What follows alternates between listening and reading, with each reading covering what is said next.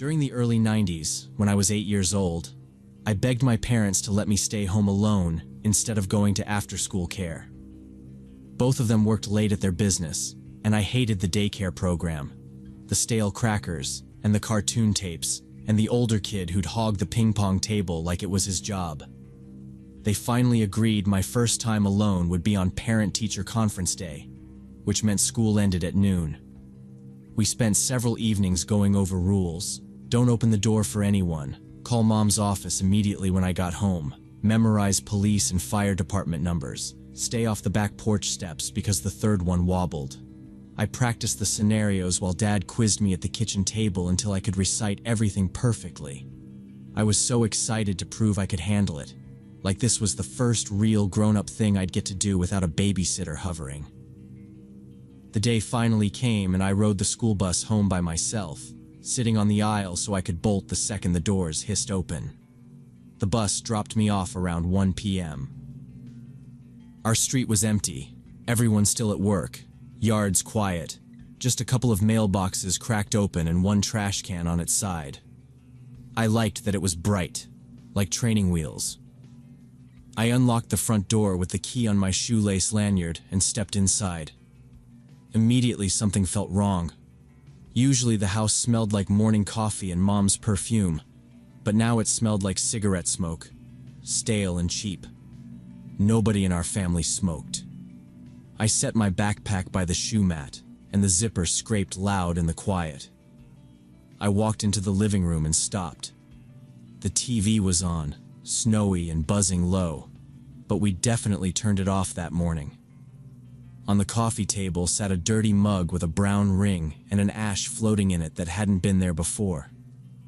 My heart kicked, but I told myself maybe Dad had come home for lunch, even though he never did, 'cause his office was across town.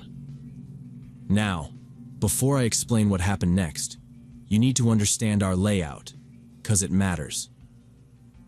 The front door opened to a short hallway with the staircase on the right and a beige wall phone straight ahead, the kind with the long curly cord and a notepad dangling from a string. From that spot, you could see the second floor landing, just a strip of carpet and 3 doorways. The kitchen was left of the stairs with the back door and the sticky deadbolt, and the living room was right, TV against the far wall. Mrs. Collins, our across-the-street neighbor, was retired and home most afternoons with her dachshund, and our plan, if anything felt off, was to go there. I kept remembering that as I stared at the mug and the TV and tried to make them make sense. I picked up the phone like I'd promised and dialed Mom's office by heart. While the second number clicked, I glanced up the stairs and saw movement. A shadow sliding across the landing like someone had just crossed from my parents' room to the bathroom. The air left my throat.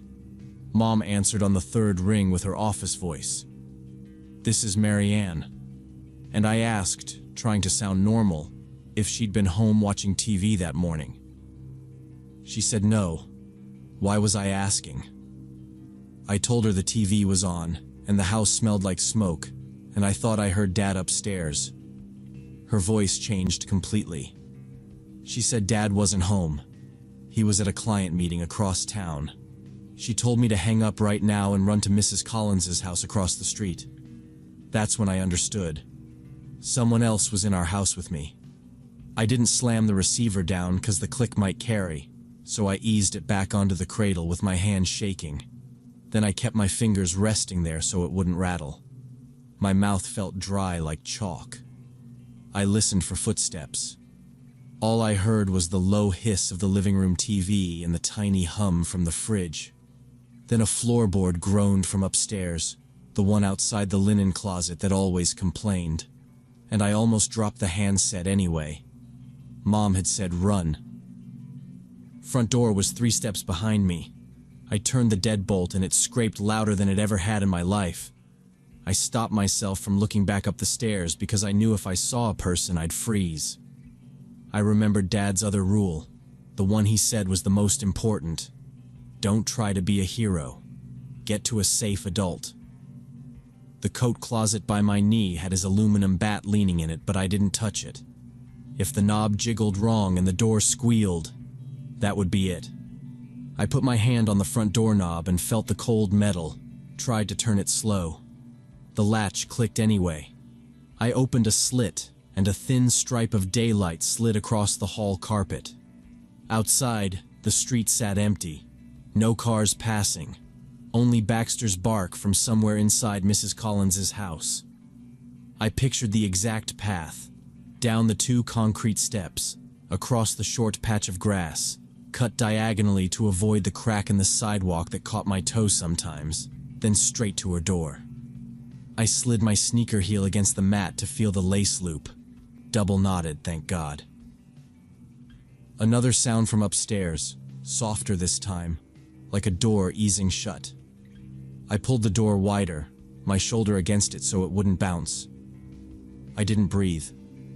In that half-open slice, I could see the sun on the asphalt and the little oil spot that marked where Dad parked. I thought about grabbing my backpack for the emergency number sheet we'd made, then remembered they were also on Mrs. Collins's fridge and in my head. I stepped 1 foot onto the top step and the porch wood popped. I froze. The TV clicked, a channel change or a bump from the stand, I couldn't tell. I counted to 3 because Dad said if you count, your legs will move when you say go. I said go in my head. I stepped out and pulled the door with me so it wouldn't bang and give away the plan. The brass chain caught the jam for a second because it had fallen forward when I opened up and made this tiny ting that sounded like a bell. I slid it back with a finger. I didn't look back inside. I kept my face toward Mrs. Collins's porch with the faded wreath and the ceramic goose statue that always freaked me out at night. My foot hit the second step. I braced to run. That's when I understood. Someone else was in our house with me. I looked toward the stairs and saw a man in a dark jacket coming down, a backpack slung over his shoulder. We made eye contact, and he froze halfway with his hand on the rail, like he had to do the math on me being there at all. For 1 second, we just stared. Then everything moved at once. I dropped the phone. Yeah, the wall handset just slipped and slammed against the base and the spiral cord kicked. And I bolted for the front door, which I'd forgotten to lock behind me because I'd been trying to be quiet more than careful. I yanked it open, almost tripping on the top step, and I ran.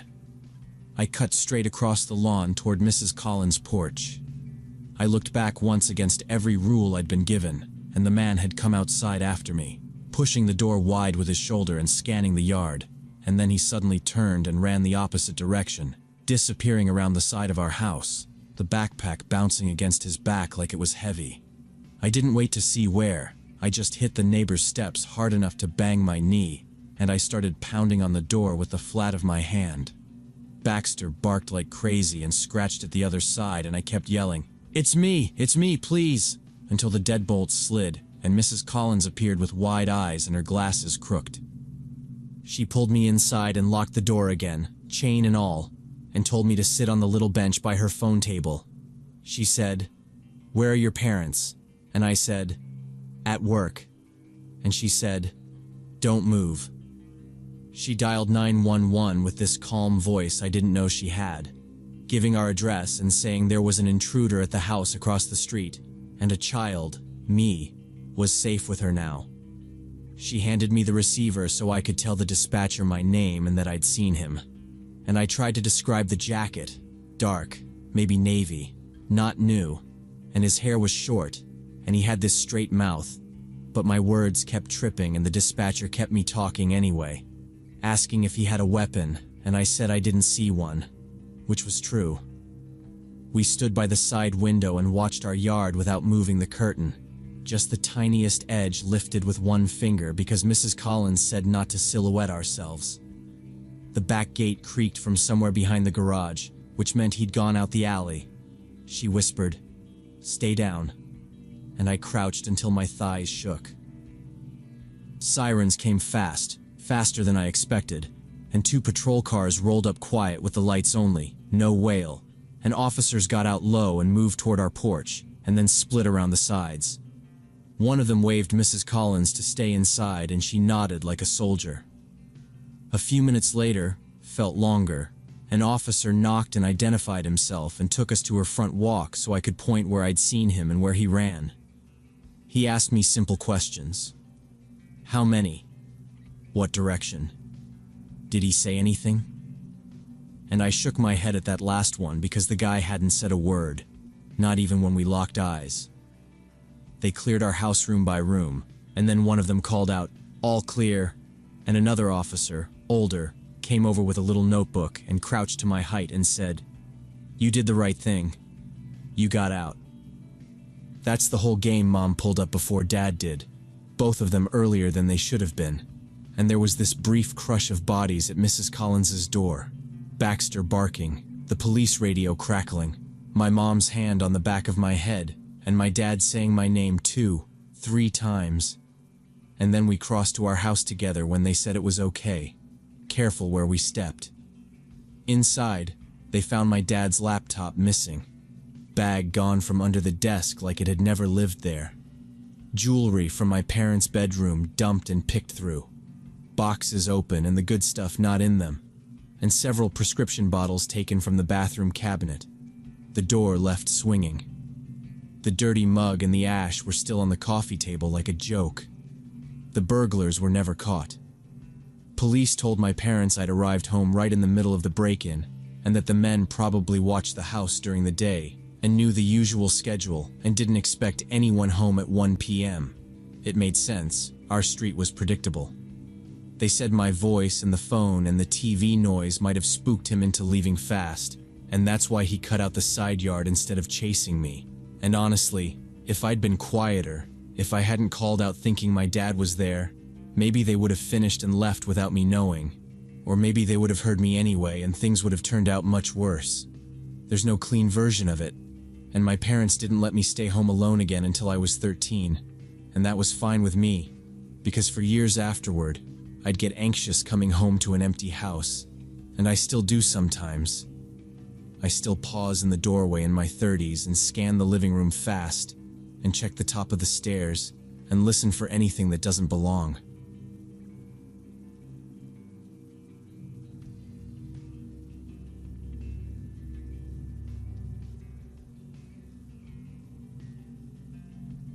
I've been volunteering at our local animal shelter for the past 5 years, so I decided to organize a charity auction with donated items from neighbors. Put the announcement on our neighborhood forum, start time 10 a.m. Saturday at the community center. Specifically asked people not to come early since volunteers needed time to set up lots and register people. Morning of the auction, around 8:30, this woman, maybe 50 years old, shows up at my house with this entitled look on her face. She announced she was there for the auction and wanted to preview the lots before it started. I told her, as politely as I could, that the event hadn't begun and it was at the community center, not here. She frowned like I'd personally offended her, muttered something under her breath, and walked back toward a gray minivan parked down the street. I watched her pull a slow U-turn and creep past my driveway like she was reading the numbers on the curb, which, okay, maybe I was being paranoid, but it stuck with me. Should have been my first warning sign. I politely explained the event hadn't begun yet and was happening at the community center, not my home. She frowned, muttered something annoyed, and walked toward a gray minivan parked down the street. I watched her sit there for a second. Then she pulled a slow U-turn and rolled past my driveway like she was double-checking the numbers on the curb. Maybe I was reading into it, but it felt weird. I locked my door, grabbed the bid sheets, and headed out because people were counting on me. But that should have been my first warning sign from that morning anyway. Auction started on time and went well. About 40 people showed up. Lots of active bidding. We had a long folding table for check-in, numbered bid cards, a cheap PA that crackled but worked. Around noon, I spotted that same woman among the participants, now all smiles like the morning never happened. She kept outbidding others on antique items, aggressive about it. At one point, she approached me asking if there were valuable pieces not on display. I told her everything donated was already out.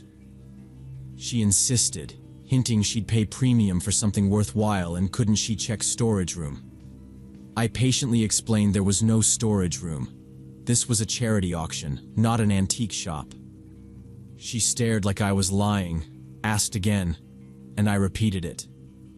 She made a face, said she'd been told there were better pieces, then walked away looking pissed. After that, she didn't buy anything, floated around near the door, checking her phone and watching people carry items out. It felt off, but I had to keep calling numbers, settling tabs, answering questions about pickup and receipts. Alice asked if I was okay. I said, yeah, busy, and moved on to next bidder. 2 hours later, as the event was winding down with only a few people left packing glassware, the gray minivan reappeared in the parking lot and parked crooked. The woman walked straight up to me asking if any new lots had appeared. I repeated nothing new was coming, the auction was ending. Then she asked if she could inspect the community center's storage room, claiming there must be something interesting back there. I refused, explained the room belonged to the neighborhood association and only held event equipment. She turned around irritated and left, saying she'd be back earlier next time. After the auction, we'd raised a decent amount for the shelter, and I decided to cancel the planned second day since the volunteers were exhausted. I told everyone to go home and rest, no need to come back Sunday. We packed the leftover low-bid items into 2 SUVs, swept the floor, took down signs, and handed the keys to the association treasurer. By 4, the room was empty and the lot was quiet.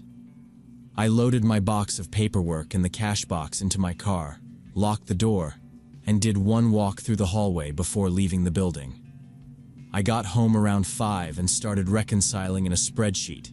Nothing fancy, just totals, and who still needed to pick up the lamp. I texted the board that day 2 was canceled, then sat down to double-check the cash count. My phone buzzed and it was my neighbor Alice who'd helped organize, calling instead of texting.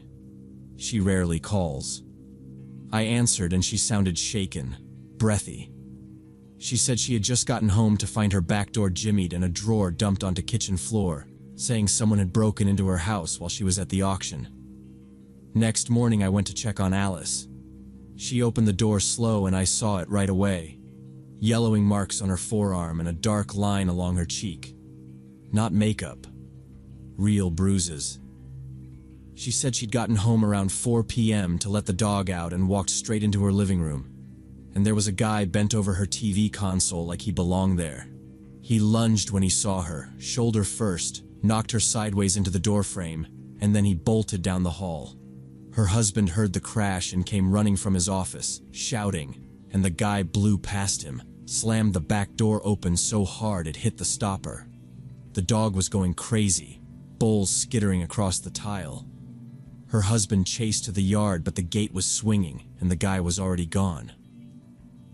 He sprinted to the street in socks and caught a glimpse of a gray minivan turning the corner too fast, back end dipping like someone floored it, and he couldn't see plates.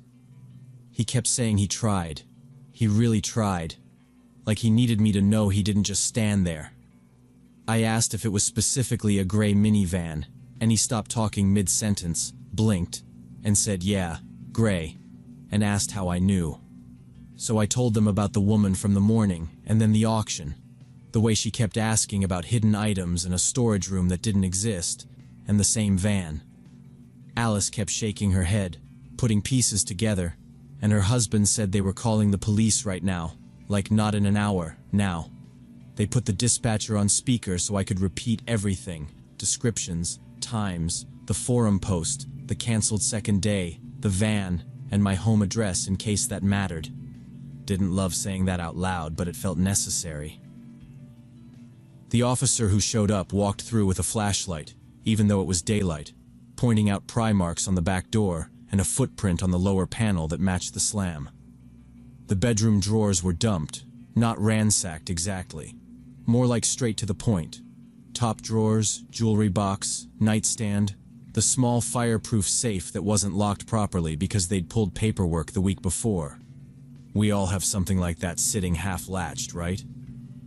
Cash gifts from a relative, a watch, a thin gold chain, gone. Living room camera didn't catch the entry because it was angled at the front. Their neighbor's doorbell camera pinged motion, but it only showed the dog walker at noon, and then nothing until after 5. There was a camera on the main road a block over, but the officer said those feed to the city, and they only keep clips for so long unless there's a flag. By afternoon, the detective called and asked me to come down or email a statement, whichever was faster. I typed it out that night with times from my phone photos of the auction table, because the pictures showed her in the background near the door. Headscarf, oversized tote with a zipper, sunglasses on top of her head indoors. Those little things you only remember when you stare too long. The detective said they'd circulate the description with pawn contacts. 2 days later, Alice texted a photo from a shop in the next town over where a bracelet turned up. The owner had logged it with a first name and a phone number that went nowhere, and the security footage looked like a hoodie and a hat. Nothing you could use. Weeks went by. The report stayed open, but quiet. The woman didn't come back to the forum, and nobody else in our group recognized her when I sent a cropped picture, just a blur of a smile in that tote. The cameras in our neighborhood only covered main streets, and the minivan didn't appear on any of them. The detective said maybe stolen plates, maybe no plates. We held on to the idea that the pawn slip would lead somewhere, but it didn't. Alice got back some of the stolen stuff that turned up at that shop, not all, just enough to make the house feel less violated, if that's even a thing. I replaced the locks on my place the same weekend, swapped the screws and the strike plates for longer ones, and put a cheap camera over my driveway, because it was what I could do immediately. The whole thing reminded me that even charity events can attract people with criminal intent, scoping out homes with valuable items, and looking back, her behavior was suspicious from the start, coming to my house before the auction, repeatedly asking about items not for sale, wanting access to storage areas, and she was probably casing which houses had good stuff and which owners would be away at the event. And Alice said the intruder knew exactly where to look for jewelry and cash, like he'd gotten information somehow. Maybe from watching people carry donations or overhearing chatter. Maybe she'd been to previous neighborhood sales building a mental map of who had what. And the police suggested she might be part of a larger operation targeting community events across different areas. And I still organize fundraisers for the shelter, but we're way more careful about security now. We don't advertise specific valuable items. We split events between locations. We coordinate with neighbors so someone's home during big gatherings. We walk people to their cars. We keep registrations separate from exits. It's not paranoia. It's planning. And trust in community gatherings took a hit after that, because you want to believe everyone coming to a charity auction has good intentions. But that's naive. And sometimes the people asking the most questions are the ones you need to watch closest.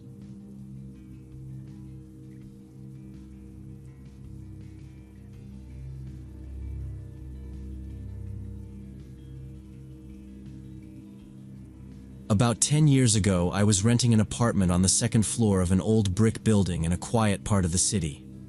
I worked as a freelance graphic designer, so my schedule was flexible. I could work at night and sleep during the day. That night was a Tuesday. Around 4 a.m., I was finishing a project for a client, had to submit it by morning. I was sitting at the computer when I heard the sound of a car in the parking lot under my window. Our building stood in a U-shape. Inside was a courtyard parking lot. I looked out the window and saw an old sedan that drove in and stopped in the middle of the yard. I went back to work.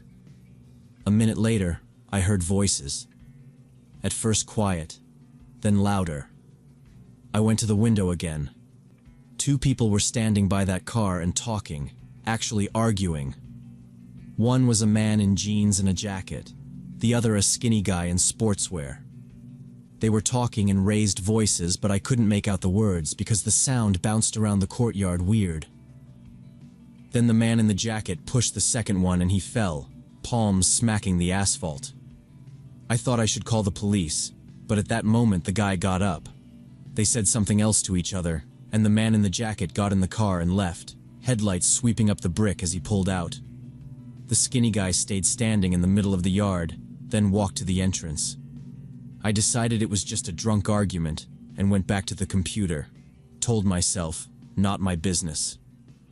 Now, before I explain what happened next, you need to understand a little about the building. The courtyard lights were on motion sensors, and two near the entrance would flicker off if no one moved for a minute, so it went dim in the corners and then bright again when someone passed. My neighbor Pavel always parked his silver hatchback under those lights. Same spot, same angle. We'd swapped numbers one winter because of the plow piling snow, so if there was a problem, I could text him and he'd do the same. About 20 minutes passed. I'd almost finished the work when I heard noise again. This time loud, the sound of metal hitting metal, then another hit, spaced like someone counting. I took a breath and listened, thinking it might be someone dropping a bike rack, but then came another clean strike. I pushed the curtain with my wrist and looked down. The same skinny guy was standing by a neighbor's car and hitting the hood with something long, looked like a crowbar or pipe. He hit it several times, the hood buckling. Then he leaned across and smashed the headlight so bits of plastic hopped on the pavement. Then he kicked the car door hard and the panel popped with that hollow sound you never forget if you've ever been in a fender bender. He got in his car. Turned out he had a car too. I hadn't noticed it before, tucked at the far end by the dumpster. And he reversed sloppy, wheels skidding, then drove off with squealing tires. I stood at the window in shock. What was that? I said it out loud, like saying it would make it normal.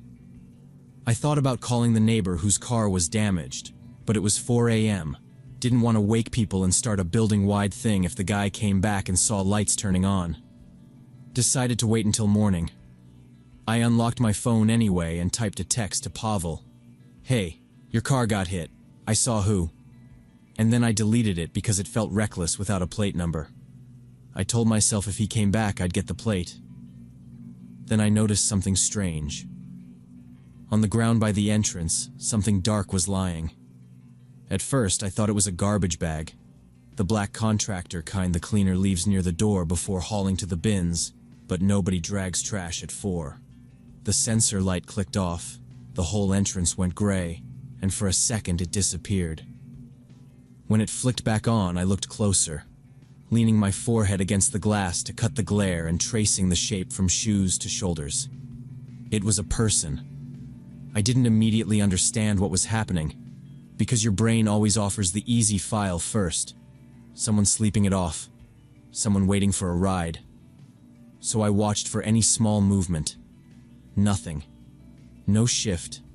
No hand. The windows across the courtyard were dark except for a blue TV glow way over in the stairwell. I cracked my window an inch, the old frame making that sticky sound, and I called down, "Hey, you okay?" The word just fell into the yard. No answer. I called again, louder, asked if they needed help, that I could call someone, because that felt like the thing you're supposed to do. Still nothing.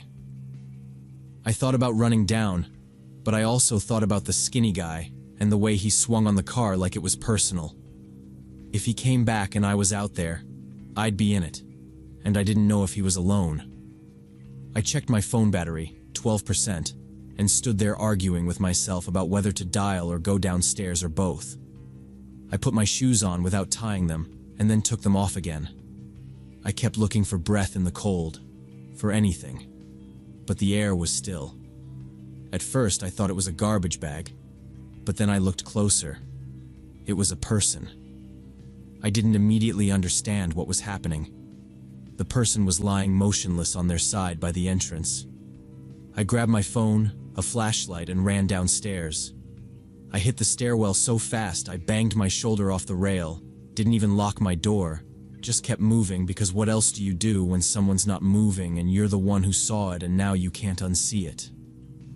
I pushed the entrance door and the sensor popped the light on, and right there by the mat was a woman, about 30, in a light blouse.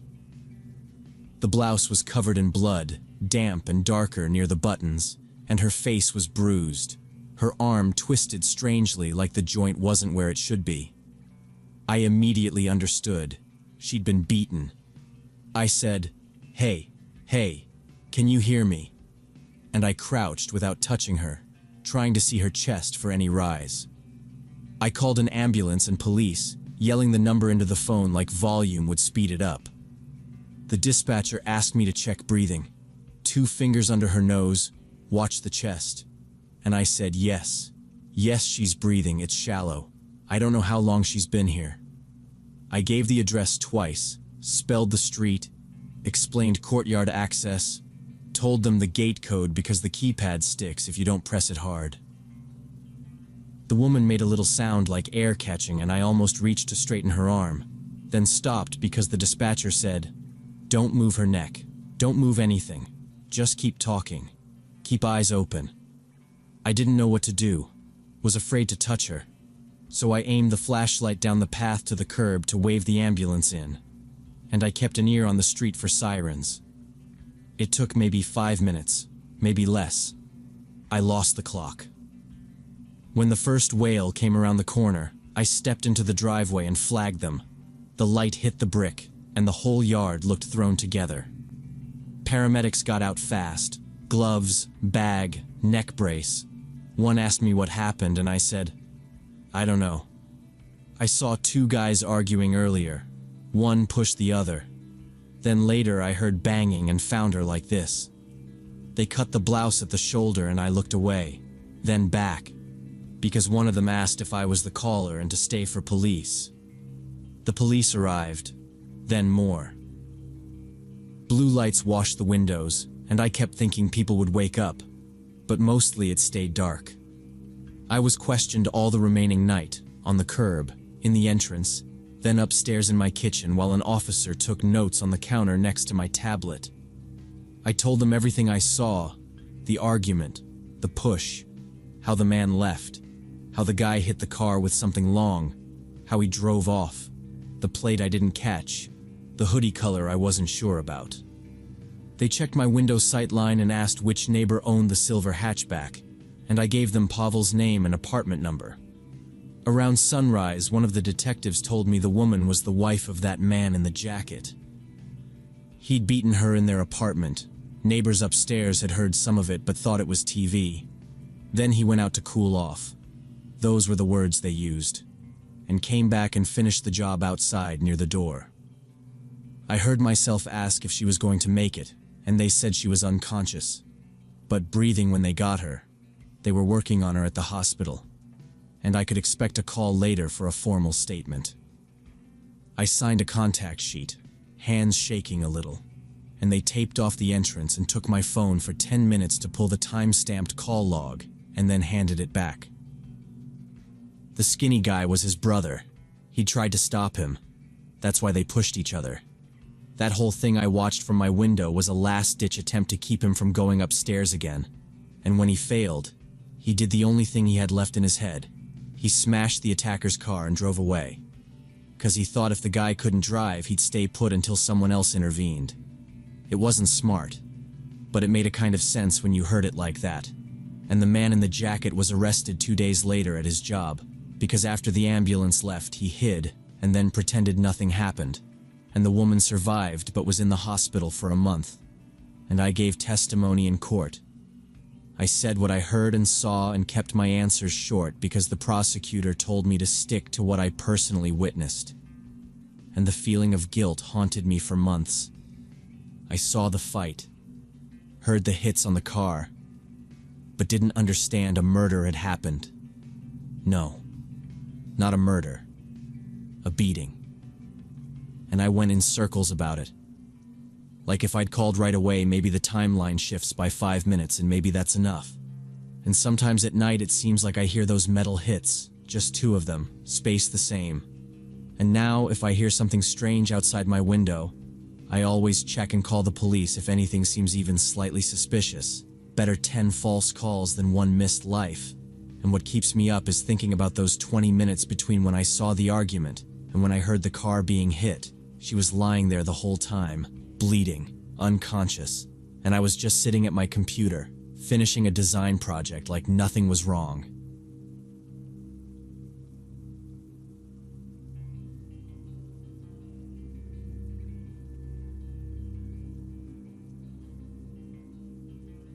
It happened 6 years ago, when I was 42, and had just bought my first camper van. I'm a nurse in Phoenix, and the job gets intense, so I started taking solo weekend trips to decompress. Just me, my little Winnebago Class B, and some trail or lake somewhere quiet. Most of the time I'd stay at proper RV parks with hookups, but occasionally I'd use BLM dispersed camping sites, those free spots way out in the middle of nowhere. Late April, I drove up toward Flagstaff on Highway 89, planning to find a mountain overlook where I could park for the night. About 6 hours from home, I turned onto a dirt fork marked as dispersed camping on my map. Spent the day hiking, cooked dinner on my portable stove outside, watched the sunset turn the rocks orange and purple. The turnoff was one of those washboard forest roads that rattle your teeth and make you wonder if your cabinets are going to eject your plates. I passed a faded BLM sign zip-tied to a T-post and a mile marker nailed to a ponderosa, and then nothing but scrub and cinders. No bars on my phone, which is normal up there, so I set the paper map on the dash like I always do, just in case. I picked a pull-off with a little berm between me and the road, so my headlights wouldn't advertise me to anyone cruising by. Simple reasons, basic safety, nothing paranoid. When I cooked, I kept the flame low and the pan close so I could toss everything inside fast if the wind kicked up. My keys stayed clipped to a little carabiner on a cabinet knob, habit from the hospital, where losing keys means calling facilities at 3 a.m. By 9 p.m., I was in bed in the back of the van, watching downloaded episodes of some show on my tablet since there was no internet out there. That's when I heard footsteps on the gravel outside, someone approaching the side door. I froze, turned off the tablet screen. I slid the tablet under a pillow, muted, and sat up, trying not to make the van rock because even that tiny movement feels loud out there. You learn to listen for certain things. Animals move erratic, people move with intent, and this was a steady human crunch coming straight in. I thumbed the lock buttons just to double check, even though I knew I'd already checked them twice before I brushed my teeth. He stopped at the driver's door instead of knocking on the sliding one, which told me he was thinking about the cab, the wheel, leverage. In these remote areas, I almost never encountered other people. That was the whole point. Maybe I'd parked somewhere I wasn't supposed to, and a ranger was coming to move me along, but it seemed late for that. The footsteps stopped right outside the driver's door, and a man's voice called out, raspy and rough. "Excuse me. Sorry to bother you. I'm lost and need directions." I called back through the locked door that I couldn't help right now, but I'd be happy to show him my map in the morning if he wanted to come back then. I said, loud enough to carry but not cheerful, that I was settled for the night and couldn't open up. He asked for directions again, same exact phrasing, like he'd practiced it, and I repeated that morning would be better. There was silence for maybe 30 seconds, long enough that I thought he'd left. Then his voice came again. "Okay, I'll wait here." I asked, "Wait here? Like where exactly?" He answered, "Next to your vehicle." I have time. A normal lost person goes back to their car or keeps moving. I asked if his vehicle was nearby, if he needed mechanical help now. He said no. He just wanted to wait for me to help him with directions. Through the tiny back window of the van, I couldn't see him, but I could hear his shoes scuffing the gravel every few seconds. He was pacing or shifting weight, definitely still there. About 10 minutes passed, then I heard quiet thumps on the rear door, then on the side door, then someone tried the driver's door handle. The latch clicked against the lock, once, twice, like he was testing the give. I yelled that I had pepper spray and would call the police if he didn't leave. His voice came back, still calm. "You don't have cell service out here, I checked." That sentence hit wrong, not just the words but how rehearsed it sounded, and it told me he hadn't just wandered up. He'd watched me pull in, maybe when I set the paper map on the dash, maybe when I cooked dinner. I kept my voice steady and said I was contacting my husband and friends anyway. I don't have a husband, but people say that helps. And I grabbed the pepper spray canister from under my pillow and climbed into the driver's seat without turning on any lights. Moving forward was loud in the tiny space. The seat track clicked, the keys tapped the column, so I did it slow. I slipped the keys off the carabiner by feel, kept the spray in my left hand with my thumb on the trigger, and I took a breath to listen again. He wasn't talking now, just that scuff like he wanted me to know he was still there. I turned the ignition. The engine caught with that high idle that always makes me wince at night, and when my headlights popped on, they washed over a man maybe 50 years old in a camouflage jacket, standing 3 yards directly in front of the van. He didn't move, didn't try to step aside, just stood there looking at the windshield. His hands were down at his sides, empty as far as I could tell, but he had that set to his footing like he'd decided where his weight belonged. I checked the mirrors. Berm behind me, a narrow rut on the passenger side, a low stump by the driver's side. Not great options for backing up fast without slashing a tire or getting stuck. He kept staring like this was a negotiation I hadn't agreed to. I rested my palm on the horn but held it, foot on the brake, spray ready, lights pointed right at his chest, watching for any shift that meant he was going to rush the hood or my door. I honked the horn twice. He still didn't move. I rolled forward an inch, then another, giving him more than enough time to step aside because hitting him, even then, would have ended everything in a worse direction. But he stood there like we were playing chicken, and he knew I was the one who cared about consequences. I turned the wheel hard and eased the van into a wide arc, bumping the rut with my right tires, clearing the stump with a scrape that made my teeth clack. Terrified of hitting him, but more terrified of staying. For a second, he was level with my open side window gap, and I tensed for a hand to shoot in, but he did nothing, just let me pass so close I could see a snagged thread on his sleeve. In my rearview mirror, I watched him slowly turn and walk back into the darkness, not hurrying, not running, just a casual stroll like he had all the time in the world, like the game was postponed, not over. I kept the wheel straight and my speed steady until the washboard smoothed into the main dirt road, then onto the highway. Then I drove an hour to the nearest town and spent the rest of the night in a lit-up parking lot outside a 24-hour grocery store under those buzzing lamps that make everything look gray. At first light, I called the county sheriff's office, described what happened, where the pull-off was, what I had seen. The dispatcher was polite and asked a few clarifying questions, but basically said without a vehicle description or license plate, there wasn't much they could do, though they'd send a patrol through later. I sold the camper van 2 months later because every little noise after that sounded like footsteps, and I couldn't shake the feeling of being watched every time I was in it. And now I stick to hotels. Even cheap motels feel safer than isolated campsites.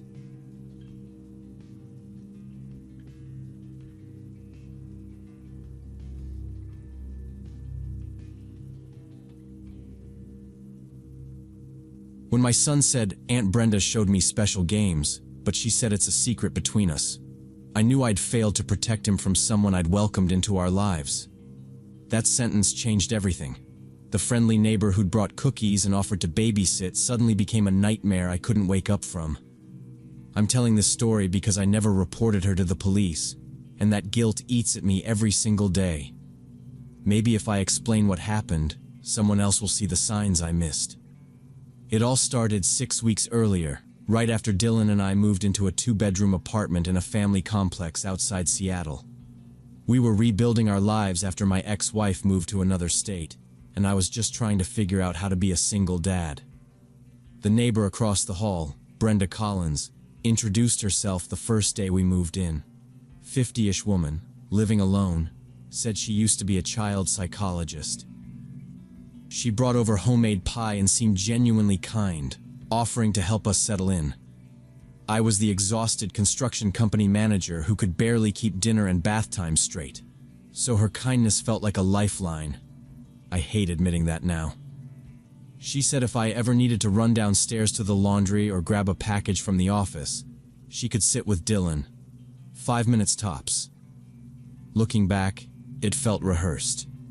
The first few weeks seemed normal enough. Brenda would chat with us in the hallway, always asking how Dylan's day went, bringing him coloring books and stickers. She mentioned she'd worked with children for 30 years before retiring, which made me trust her more. Stupidly, as it turns out.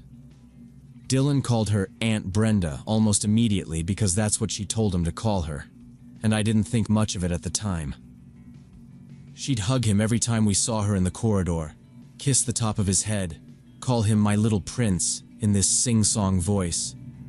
I started noticing she always seemed to be there when we came home from daycare, like she was watching through her peephole and timing it. She'd pop out with some flimsy excuse. I baked too many muffins, or I have a new puzzle he'll love, and ask if he could come play at her place. I declined, kept it friendly, said we had dinner to make or a bath to run, but the invitations kept coming, a little pushier each time. One evening Dylan started telling me stuff he shouldn't understand. Why Mom left, that I looked tired 'cause Daddy's boss yelled about budgets. When I asked where he heard that, he said, Aunt Brenda asked me questions, and I answered. My stomach dropped. That kind of prying wasn't neighborly, it was probing. Now, before I explain what happened next, you need to understand how stretched I was. I was still learning daycare pickup times, still fixing a punch list on a mid-rise project where every delay was on me, still figuring out how to make boxed mac and cheese without letting the pot boil over while Dylan asked 100 questions about everything. So I told myself Brenda was just lonely, that she missed working with kids, that I was being paranoid. But my gut kept screaming that something was off. She'd touch his hair and straighten his collar even when I was right there. She'd hold his hand too long in the hallway, stand too close when talking to him, keep her eyes on him instead of me. Not illegal, I kept telling myself, just weird. Until it wasn't. On a Saturday morning, I went downstairs to grab the mail and a package from the office, leaving Dylan watching cartoons. 5 minutes. Literally 5. The hallway was quiet, the kind where every footstep echoes. When I came back up, Brenda's apartment door was open, and she was standing there holding Dylan's hand, leaning down and speaking to him in this low, intimate voice I hadn't heard from her before. She looked up and smiled like nothing was unusual. He knocked because he got bored, she said, still holding his hand like it belonged to her. I thanked her, took my son back, said a tight, "Have a good day," and closed our door. My heart was punching through my ribs. I checked our deadbolt twice, then 3 times, pretended to be calm so Dylan wouldn't mirror me. I made grilled cheese for lunch with shaky hands. Dylan ate, kicking his feet against the chair, humming. I waited until he was building with blocks and said, as casually as I could, "Buddy, what games do you play with Aunt Brenda?" He shrugged, kept stacking. "Just special games." I asked what special meant. He wouldn't look at me now. Said she told him not to tell. That it was a secret between them. That I'd be mad if he said. I kept my voice even. Told him I wouldn't be mad at him ever for telling me something important. He fidgeted and said the line that burned itself into me. Aunt Brenda showed me special games, but she said it's a secret between us. I felt my face go hot, my hands cold. I asked what the games were. He clammed up, said, "I don't know," and then asked if he could watch more cartoons. I said yes because I didn't want to scare him, because every article I'd skimmed at 2 a.m. in the past warned about shutting kids down with panic. At bedtime he was quiet, clingy. I read him 2 stories and left the hall light on. I sat on the floor outside his door and listened to his breathing even out. I couldn't call my ex, out of state, already on edge about my competence. I didn't want to confront Brenda across a thin hallway and tip her off. I needed to be sure. So I opened my laptop at the kitchen table and typed the ugliest words I could think of into the search bar. I fell into a rabbit hole. Grooming checklists, special secrets, My Little Prince, boundary testing, gift giving, isolating a child with questions about home life. And with each paragraph I read, I felt sicker. The next morning I knocked on Brenda's door without Dylan, my hands shaking with rage and fear. She opened like she'd been standing right behind it and gave me that sugary smile. I didn't bother with small talk. I asked her straight up what she'd been doing with my son and why she told him to keep secrets. For a split second, everything nice on her face dropped. I saw this flat look, cold and evaluating, like she was measuring what I knew and what I didn't. Then the smile snapped back on and she laughed it off, called me stressed, said she understood because single parenting is overwhelming, and she was only helping. I said again, no secrets, no touching, no special games. And she said she'd been doing educational exercises, fine motor skills, focus drills, a little sensory play. She talked fast and piled on credentials I didn't ask for. Decades with children, certifications, conferences, case studies. Like if she stacked enough words, it would make sense. Her eyes kept flicking just past me, down the hall, like she was checking if anyone could hear. I told her if she came near Dylan again, I'd call the police and Child Protective Services. Both. And I meant it. She stared at me a long beat, that same dead look leaking through. Then she said something like, "You're making a mistake," and shut the door. I stood there trembling, wondering if I'd just blown up good neighbor relations for nothing. But my gut said I'd finally drawn a line that should have been there from day one. I went back into my apartment and locked the deadbolt and the chain and moved a dining chair under the knob, which felt stupid, but I did it anyway. The day after, the hallway went quiet. No Brenda waiting by her peephole. No voice chirping, "My Little Prince." I saw her car still in its spot from the kitchen window by the sink, the white SUV with the parking pass on the mirror, so I knew she hadn't left town. She just vanished inside that unit. Somehow that was worse, like she was a loaded trap I couldn't see. I kept every interaction controlled. Dylan in and out of the apartment with me. No solo trips to the mailbox. No taking out trash without him right there, and the door locked behind us. I reminded the daycare to only release him to me or his mom. Wrote it in bold on the form. Added a password just in case. 2 days later, a package got misdelivered to her door. A small box with my name on it. I didn't knock. I left a note under her door asking her to leave it on the mat. It showed up hours later, box torn along one edge, like someone had started to open it and then thought better of it. Inside was a phone charger I'd ordered, nothing else, but I still felt that drop in my stomach. I started photographing everything, our door, the hallway, the package, timestamps, because if anything happened, I wanted a record. I manage construction sites. Documentation is survival. At night, I heard the building sounds I'd never noticed before.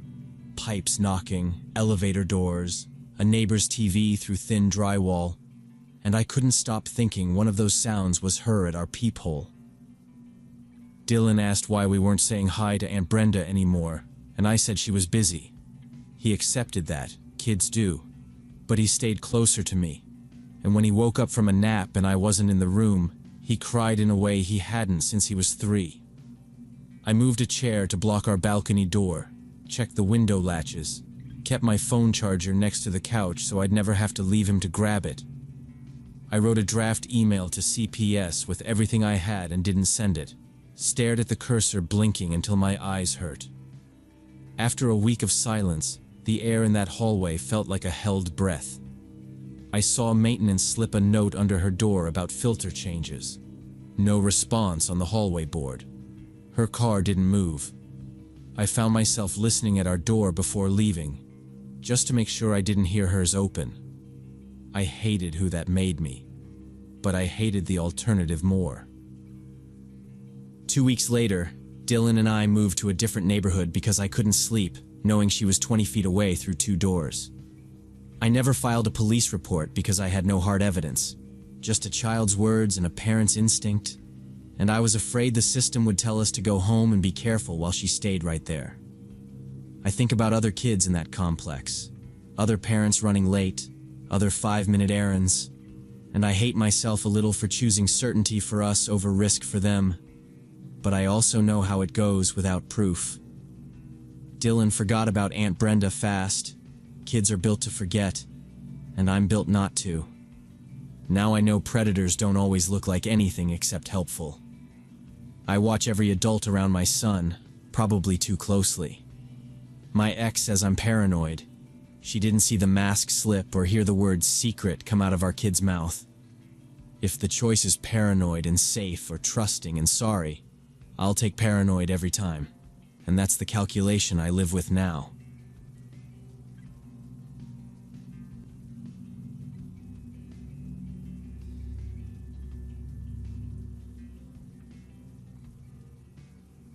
When I was 25, I met Tyler at a bookstore while looking for a bicycle repair manual. He was at the next shelf, thumbing through design books and some cycling magazine, and he made a comment about the old steel frame bikes being underrated, which is exactly the kind of thing that keeps me talking longer than I should. He looked 30-ish, neat beard, said he worked as a graphic designer and rode a fixed gear, and we ended up chatting for maybe 20 minutes about routes, the hills in our part of the city, and bands we both pretended we still followed. I told him I was an instructor at a gym and that I picked up evening shifts to cover rent. Nothing glamorous. Front desk sometimes, closing the floor most nights. When he suggested grabbing coffee later that week, I said sure, just to be polite. The coffee was fine, a normal meetup in a chain place near downtown, nothing dramatic. We traded the usual about work and bad clients and traffic, but he did this thing where he barely blinked and kept steering me into oddly narrow lanes of conversation. What time I opened the gym, which days I closed, the exact intersection where the gym sits, whether our side door actually locks, or if it's one of those temperamental commercial latches, which I brushed off as just over-curious.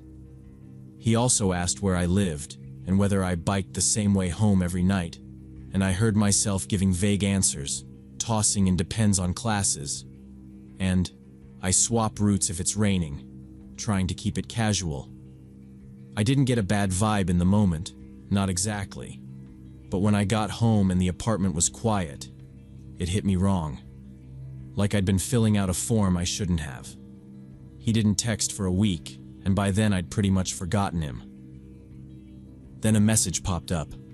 Tyler, apologizing for the silence, asking if I wanted to do a charity 10K that weekend.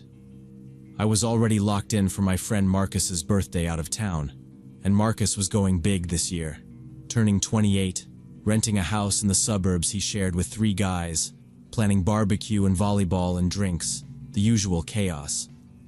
It sounded like the kind of crowd Tyler claimed to like anyway, active, outdoorsy, blah blah, and it felt harmless to broaden the circle a bit, so I sent Tyler the address with a "come by whenever," figuring worst case he'd swing through for an hour and bounce. He replied almost instantly, "Def coming," like he'd been waiting with the text drafted. Marcus's birthday kicked off at noon. Weather held, grill smoke drifting over the driveway, coolers iced, folding tables lined up in the backyard. I rolled in with 2 of my buddies. We helped set up the speakers, arrange the trays, check the propane, all that. And by 6, the place was humming.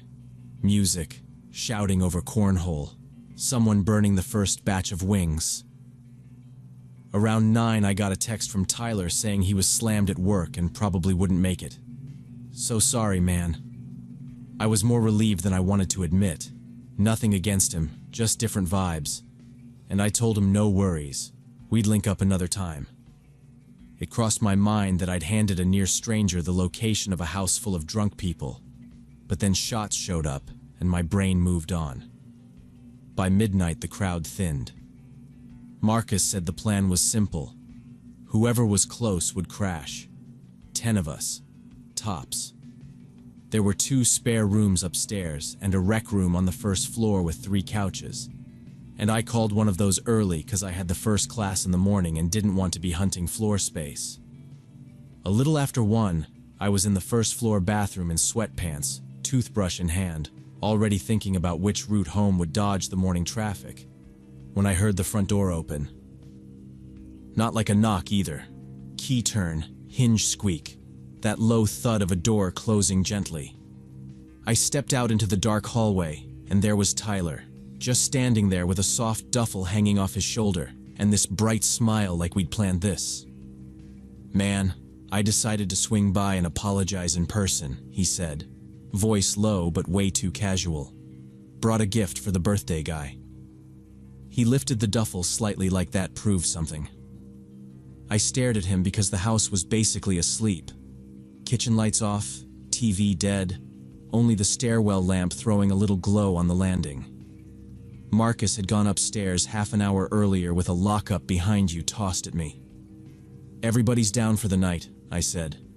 "You missed it." He nodded like I'd agreed to something. "Quick minute," he said. "I'll just hand it to him."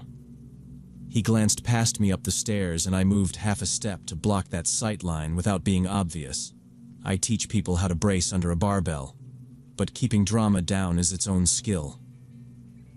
The duffel rustled when he adjusted it. I could see a corner of a wrapped box inside, shiny paper, taped clean, too neat for last minute. That was the first thing that made my stomach go tight, like he had planned this entrance even if he hadn't planned the apology. "Dude," I kept my voice normal, friendly even. "It's late.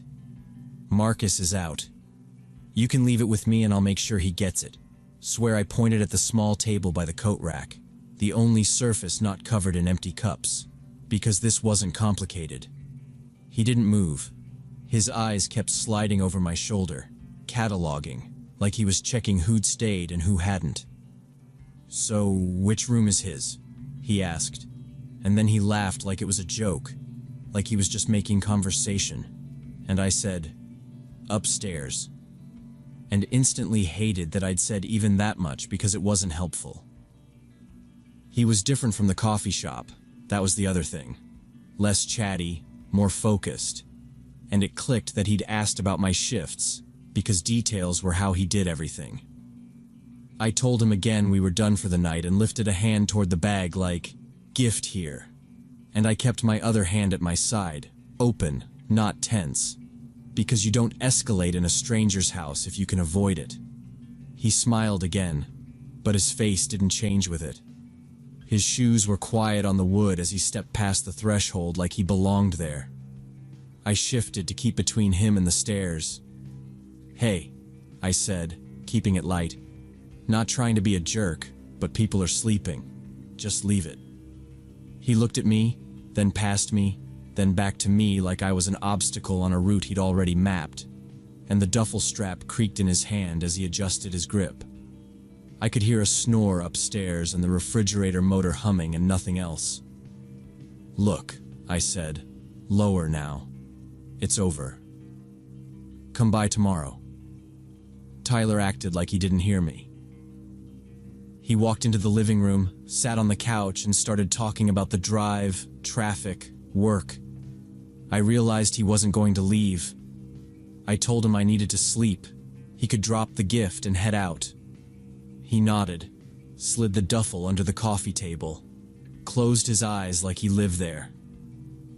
I stood there deciding if I should wake Marcus, but the house was quiet, and I didn't want to blow it up over a guest I'd invited, so I turned off the stairlight and lay on the other couch. I set my phone by my hip, screen down, volume up, tiny plan in case he acted weird. He looked asleep, arms crossed, breathing steady. I tried to relax and let my eyes rest. I wasn't sleeping, just counting breaths, when the cushion creaked and his shoes scuffed the rug. He came close enough that I felt his breath, and I kept still because maybe he was going to the bathroom. I didn't want to start some midnight chat. He crouched by my head and whispered fast, words I couldn't catch, tense like he was rehearsing. I started to say what, and he reached past me, grabbed a pillow from the other couch, and dropped it hard over my face. His weight came down with it, full body, both hands sealing. It was so sudden my brain lagged. The room shrank to fabric and pressure. I shoved at his wrists and couldn't get leverage. He'd set his feet like he'd done this in drills. I bridged and twisted, tried to hook his elbow, but he was heavier and steady. And for maybe 10 seconds there was no air, just that flat panic and the slide of the pillowcase under my fingers. The couch bumped the wall. Something in the duffel thumped. Then, as cleanly as he'd started, he let go. I rolled off the couch and up to my feet, coughing, nose burning. He'd stepped back 2 meters, hands open at his sides like he was showing pockets, completely calm. "What the hell are you doing?" I said, not loud, and he didn't answer. He looked at me once, picked up the duffel, and walked straight to the door. The latch clicked, night air moved, his car turned over and idled, then faded. I locked the door top and bottom, checked the slider and the side door, and shut the stair gate. I thought about waking Marcus, but it was after 1. There were no marks, and dragging everyone in without proof felt pointless. So I sat by the entry until the hallway clock said 3 and dozed sitting up. At 7, I told Marcus what happened. He rubbed his face, looked for bruises, asked why I hadn't woken him, then said he didn't want HOA drama or cops if it was a misunderstanding. We had no last name, no plate, nothing. The conversation stalled. A week later, Tyler texted like we were fine. "Coffee?"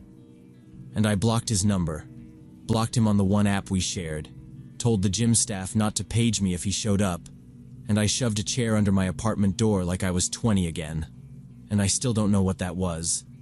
An attempted murder, a psychotic episode, or some test he needed to run on a person dumb enough to be polite. And that not knowing is the part I can't file away. The 10 silent seconds under the pillow making me rehearse 100 better reactions I didn't have when I needed them.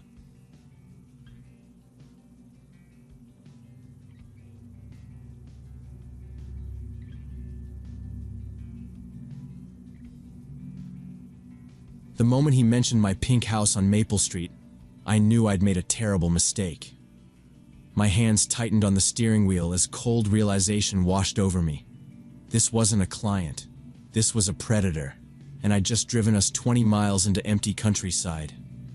Let me back up to that morning when everything still seemed normal.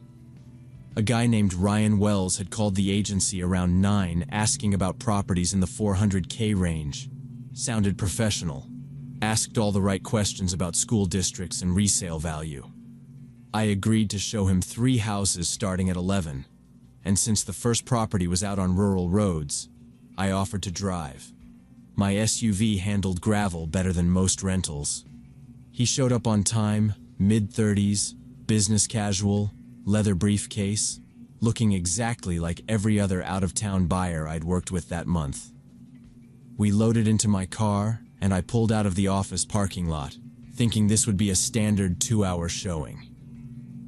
He made easy conversation at first, rates, comps, contractor referrals, and I pointed out the turnoff that avoids the washout on County 12. The first 10 minutes were textbook. He asked about average days on market, HOA restrictions, typical closing costs for the area. Then his questions started shifting personal. He wanted to know how long I'd been working solo, whether I had family nearby, if I lived in this county, or commuted from the city. I kept my answers vague the way we're trained to, but something in his tone made my skin prickle. He wasn't making small talk, he was gathering information. When I mentioned the school district ratings, he interrupted to ask if I had kids myself, where they went to school. I said I preferred to keep things professional and steered back to the properties, but I caught him smiling in my peripheral vision. It wasn't a friendly smile. The paved road ended and we hit gravel. We were passing through a stretch of farmland with no other cars in sight when he made a comment about gas prices, then casually added that he'd noticed I always filled up at the Shell station on Riverside Drive. I'd never mentioned that station, never posted about it, never told any client where I got gas. My breath caught, but I tried to play it cool and asked him how he knew that. He just chuckled and said he liked to research the people he worked with. The way he said "worked with" sounded off. I eased my phone closer in the cup holder with the edge of my hand, screen down. 5 minutes to the ridge and a turnout. Spotty service past the second cattle guard. No neighbors in earshot. Now, before I explain what happened next, you need to understand the route. From the office, you take 19 to County 12, lose bars after the old billboard. Then it's fields and a long blind hill before the farmhouse.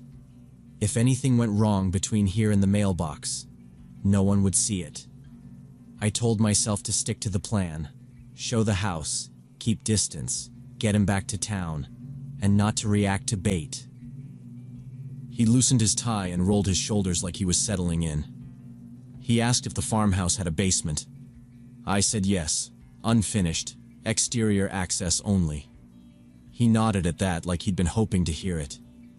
He started testing boundaries in small ways, adjusting the AC without asking, letting his knee drift into my space, saying my name even though I hadn't given him my first name today. I corrected him once, and he acted surprised. Said he'd seen my name tag last week when he drove by the office. I never wear a name tag. We crested the hill, and the valley opened up. Empty pastures and a line of cottonwoods and nothing else. I kept my hands steady at 10 and 2, and said we'd reach the property soon. He said he preferred to see it without the lockbox, because he didn't like feeling watched. I told him that wasn't how it worked, and he laughed under his breath. Then he said it, like he was commenting on the weather. That pink house on Maple Street looks real cozy in the evenings when you've got that porch light on. The sentence landed like a dropped tool in a quiet room. That was my address, my actual home, a detail I never shared with clients for exactly this reason. I didn't look at him. I kept the SUV centered in the lane and the speed steady because stopping on an empty road with a stranger who knew my address didn't make sense.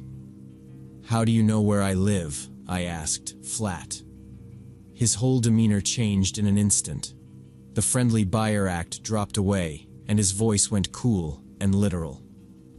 "Don't get dramatic," he said. The briefcase slid a little on the floorboard with the washboard gravel.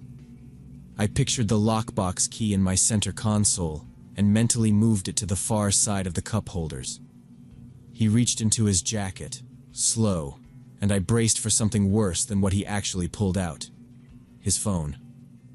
Without breaking eye contact, he turned the screen toward me, angled so I could see without taking my eyes off the road. It was a photo of me leaving Trader Joe's 3 days ago. Blue blouse, reusable bags, sunglasses pushed up in my hair. He swiped to the next one. Me at the Shell station, hand on the pump. Swipe, me locking the office door at dusk. Swipe, me watering the front planter at the pink house. My fingers tightened on the wheel and I said, "This showing is over. I'm taking you back to town." He shook his head once, almost bored, like I wasn't hearing the instructions. "That's not what's happening," he said. I nudged my charging cable with my thumb, thinking maybe I could pull it free and use the cord as an excuse to reach for my phone. But he noticed the movement and set his forearm on the center console, casual blockade. "Ryan," I said, and he smiled like he'd been waiting to hear me use his name. "You're scaring me. If you want to see the farm, we'll see it, but you don't get to talk about my home." I wasn't trying to win an argument. I was trying to keep him predictable until I had a turnoff. "Liza," he said softly. I hadn't told him my first name today. This is where you listen."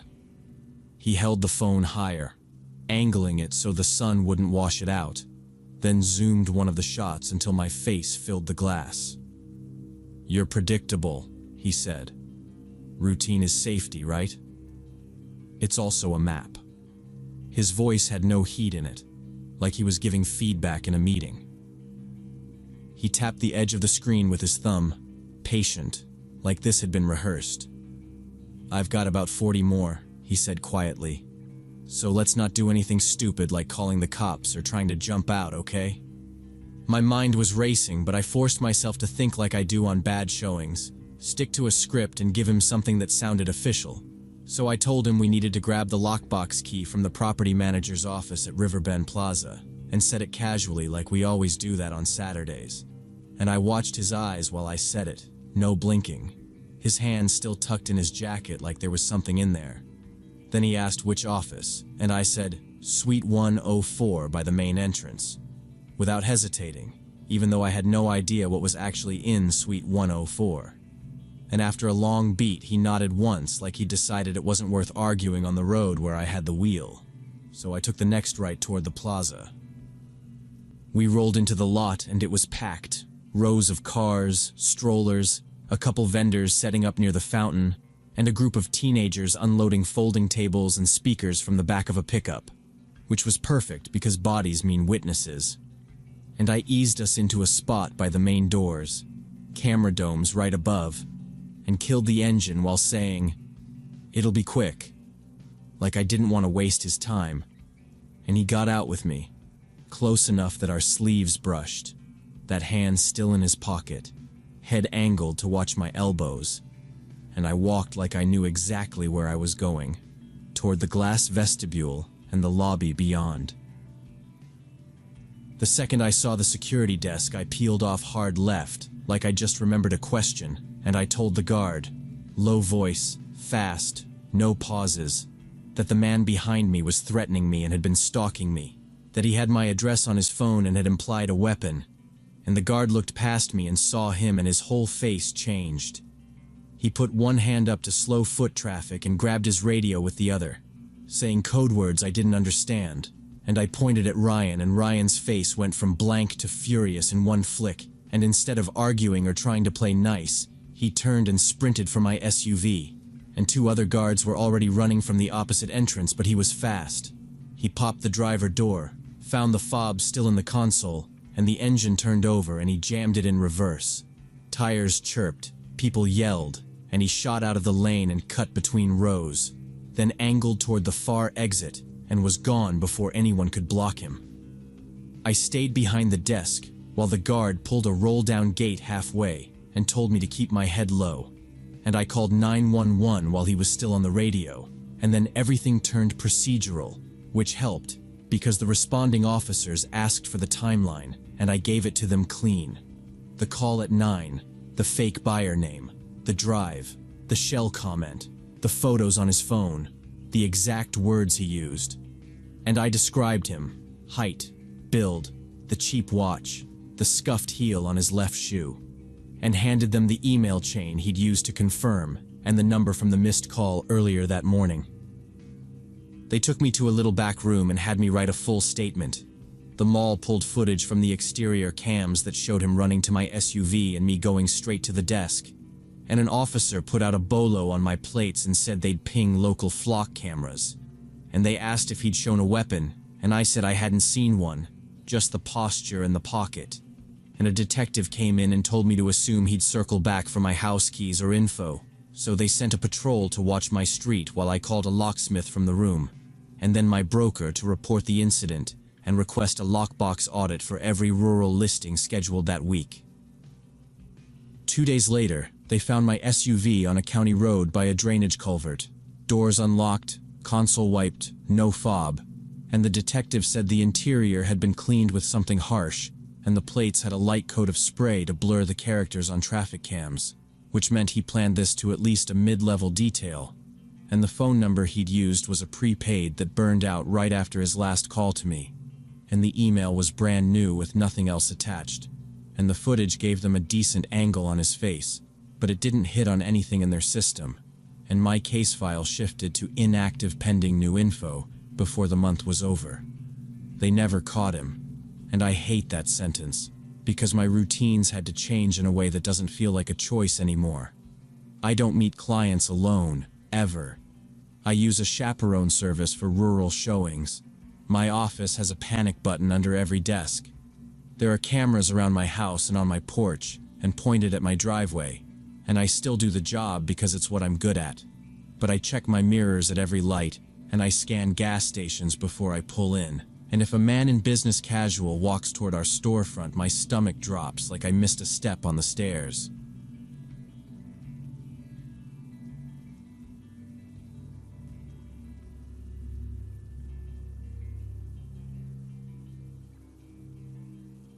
The first time Ray suggested I take off my shirt for test shots with natural light, I should have walked out right then.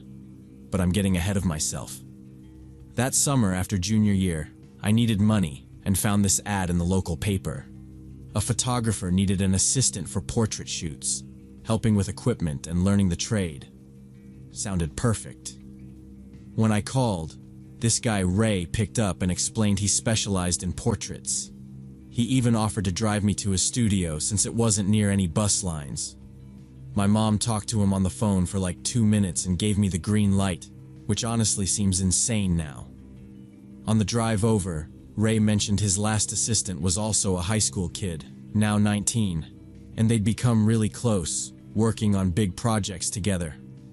The way he said close stuck with me, like he was tasting the word. He asked about sports, if I lifted, if I was disciplined, just small talk, but it felt like he was measuring me, and I told myself I was being dramatic because I really needed the job. The studio turned out to be a one-bedroom apartment with blacked-out windows and gear jammed everywhere, soft boxes stacked by the closet, a paper backdrop on a crossbar, yellow tape marking where stands shouldn't go. First 2 days were actually legit. He showed me how to set up lights, white balance, tether to his laptop. I'd come after lunch and stay until evening, hauling cases, swapping batteries, running to the corner store for gaffer tape. The models were regular people, senior photos, a realtor headshot, a mom getting updated pictures for work.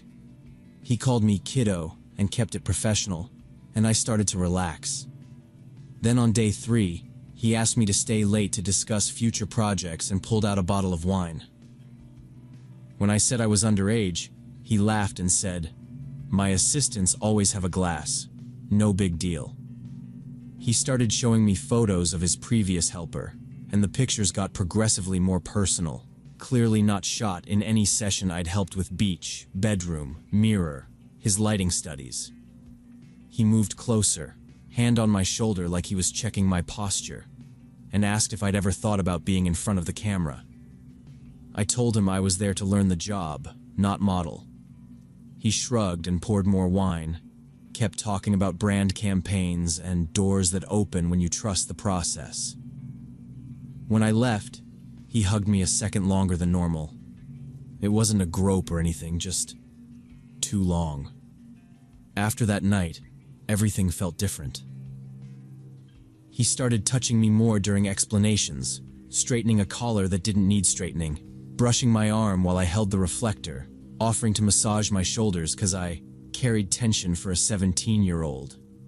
He made comments about how I looked. "You've got symmetry. Jawline is money." Like he was talking about a lens he wanted to buy. Once he suggested I sleep over at the studio since it was getting late, even though my house was 30 minutes away, tops. I said my mom wanted me home, and he gave this tight smile. Of course. And the next day, he barely spoke to me, just pointed where he wanted lights and typed on his phone. Nothing obviously inappropriate, just this off thing where I felt like I'd failed a test I didn't agree to take. Now, before I explain what happened next, you need to understand I wasn't trying to be a hero or anything. I needed money, and I figured finishing the week would look better than quitting midway if I needed a reference.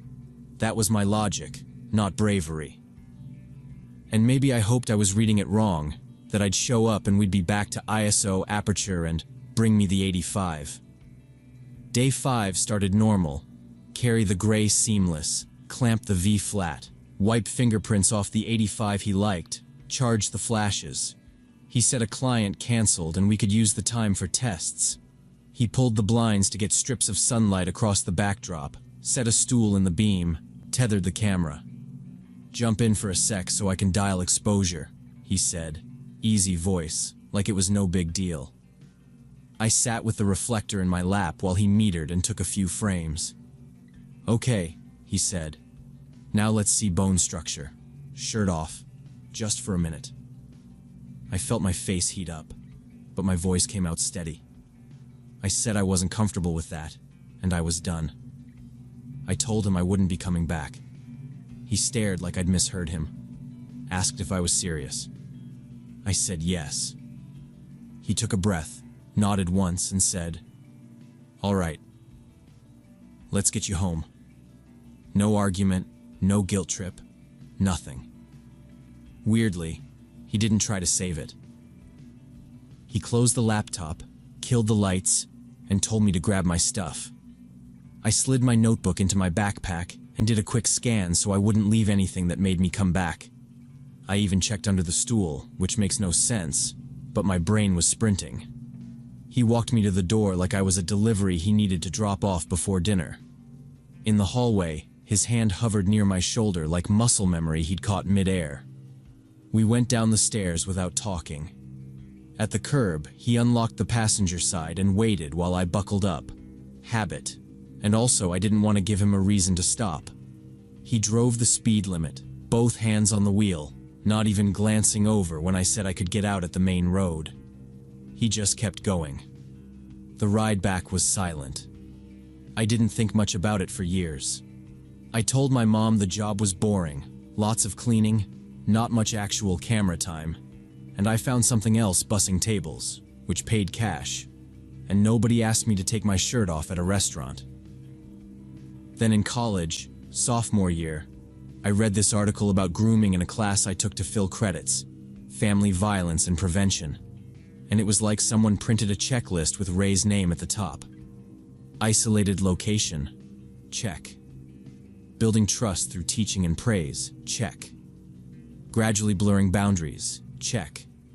Offering alcohol, check. You have potential talk, check. It wasn't even dramatic on the page, just steps people take because it works, and I felt my stomach do that slow drop because none of this was random.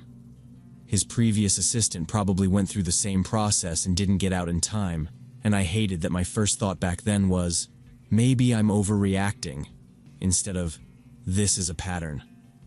At 17, I just knew something felt off, and I was embarrassed to name it, so I called it boring and moved on, which was easier than saying my boss wanted pictures of me without a shirt. Now, before I make it sound like I turned into some crusader, I didn't. I had classes and rent and a roommate who never did dishes, and the whole thing sat in a drawer in my head with other stuff I didn't want to unpack. But for a while, I couldn't stop replaying small moments I'd brushed off. Him locking the door during a shoot for sound, the way he said close about the other kid, the sleepover if it's late line. Each thing alone was nothing. Together it was the roadmap the article described. I remembered the bottle of wine had no label I recognized, like it was poured into a decanter on purpose, and how he always had the blinds closed, and how he managed where I stood in the room as much as where lights stood. And I kept thinking, okay, I got out. But who didn't? I never told my mom the real reason I quit, because at that point it felt like a confession I'd let it get that far, which is dumb, I know. And she was working 2 jobs and didn't need something else to worry about from 3 years ago. Sometimes I looked at the classifieds in the campus paper and wondered how many teenagers answered those vague assistant wanted creative ads with no company name and thought they were getting a head start. A few years after graduation, I finally sat down to look him up, not to confront him or anything, just to see. I dug the old notebook out. There was a page where I wrote his number and the address with a note to bring AA batteries, and I punched the number in. Disconnected. I tried a reverse lookup site and got nothing, which could mean it was a burner or a prepaid thing under a different name. I searched his full name plus photography and got a different Ray with wedding packages in another state. I checked my email in case I'd missed a message from that summer, but everything with him had been phone and in person, no trail. I typed the exact address and studio and got a listing for an apartment that had been renovated since. New photos, new paint, no mention of a photographer ever being there. I even tried to find the ad in the local paper's digital archives, but the site only went back 5 years, and even then, it was spotty. So he was either gone or renamed or both, which was somehow worse than finding him. The thing that really gets me now is how textbook it all was. The too friendly approach right off the bat, the mentions of his young former assistant like it was totally normal, the slow shift from professional to inappropriate so gradual I almost didn't notice, like he was testing the fence for weak spots. I got lucky that my instincts kicked in when they did. Lucky I had a ride home and an excuse that landed. Lucky he didn't push harder in that moment, because I don't know what would have happened if he'd blocked the door or if I'd agreed to, just a minute, shirt off. A few years ago, I tried looking Ray up again out of curiosity. Same disconnected number, no trace that matched the apartment or the gear, and part of me wonders if he just moved to a new city and started over with fresh ads in different papers, same script, new kids. The thought keeps me up sometimes, not in a dramatic way, just in that stupid way where you stare at the ceiling and count the steps, and realize there are kids right now hearing, "You've got symmetry," and thinking it's a compliment. I'm 30 now, and I still can't look at photography studios the same way. Closed blinds, black backdrops, a stool in a beam of light, and trust doesn't come easy anymore, especially with people in positions of authority who control access to something you want. I tell younger guys I meet through work or friends to listen to that uncomfortable feeling in their gut, even when they can't explain exactly what's wrong, and to leave the second someone asks for more than they signed up for.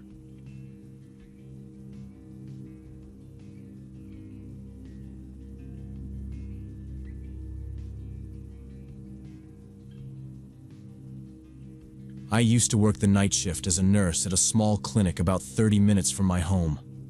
My shift ended at midnight, and I always drove home alone on a deserted 2-lane road. I was used to the route and usually listened to audiobooks to keep from falling asleep at the wheel. That night there was fog and visibility was poor. I was driving slower than usual, carefully watching the road. Halfway there, I noticed a silhouette on the shoulder, a woman hitchhiking, clutching some bundle to her chest. I don't usually pick up hitchhikers, but this was the middle of nowhere. The nearest town was 20 miles away, and it was cold. I slowed down. The woman was about 40, in a worn jacket, her hair disheveled. She was holding a shopping bag. I cracked the window first and asked if she was okay, and she leaned down and said, almost breathless, that she needed a ride just a few miles. I hesitated because our clinic had a policy about off-hours contact, and also because I'm not dumb. But there wasn't another car in sight, and standing there in that fog, she looked like trouble the weather would finish, not start. So I unlocked the door and told her to keep the bag on her lap and buckle up. She thanked me for stopping and got into the front seat, saying her car had broken down a couple miles back and she needed to get to Hillsborough. It was on my way. I nodded and pulled away. We drove in silence for about 5 minutes. I tried to make conversation, asked what happened with her car. She said something vague about an overheated engine, but the details didn't add up. I knew a bit about cars thanks to my mechanic father. She said the temp light never came on, but the engine was smoking. Then said the battery died too, which doesn't line up. And when I asked what she saw on the dash, she shrugged, like she hadn't really looked. I decided not to nitpick. Maybe she was just nervous. Then I noticed a strange thing. She kept glancing at the side mirror, as if waiting for someone or hiding from someone. Her hands gripped the bag so tightly her knuckles turned white. I asked if everything was all right. She turned to me sharply and answered too quickly that yes, everything was fine. Now, before I explain what happened next, you need to understand my route. There are only two real turns before the highway. The first passes an old service road that cuts into the woods and loops back to the county line, and the second hits the main interchange with the gas station and a closed way station.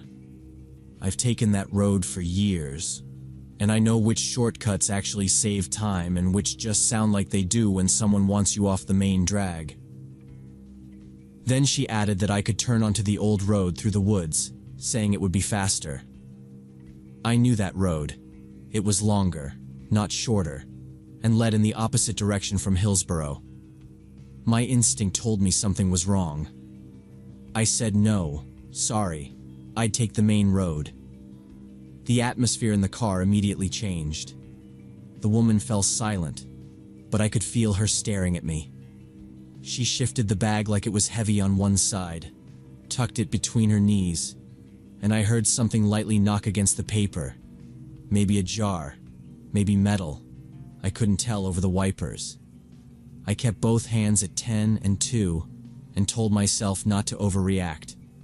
Fog slid over the windshield in sheets, and the reflectors on the lane lines popped up, bright and then gone, and I stuck to the posted limit.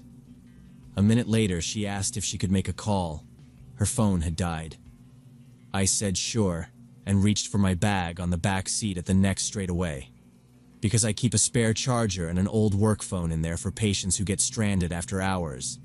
Small town problems. She said no. She just needed my phone, just for a second. And her voice had that thin insistence like someone holding back a cough.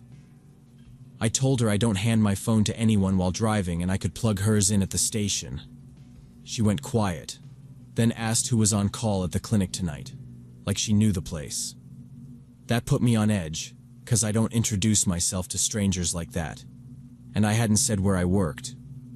I asked how far her car was, and she said 2 miles back, maybe 3. She couldn't remember.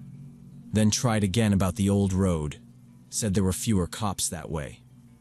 I said, why would that matter? And she smiled without showing teeth and said, people get tickets out here for nothing. I was about to give her my phone when it rang, my friend calling. I answered on speaker. My friend chatted about something and I made agreeable sounds, but out of the corner of my eye I saw the woman tense up even more.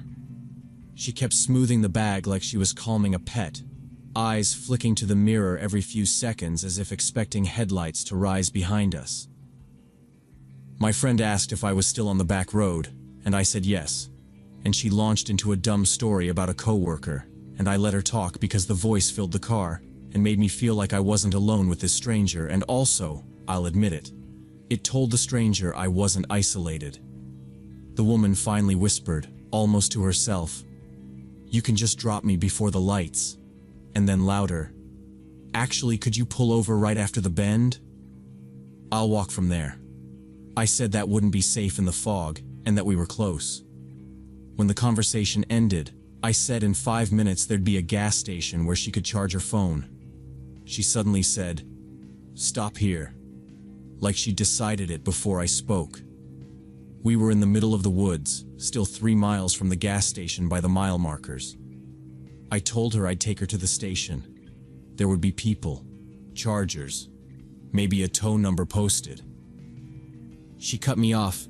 No, stop now.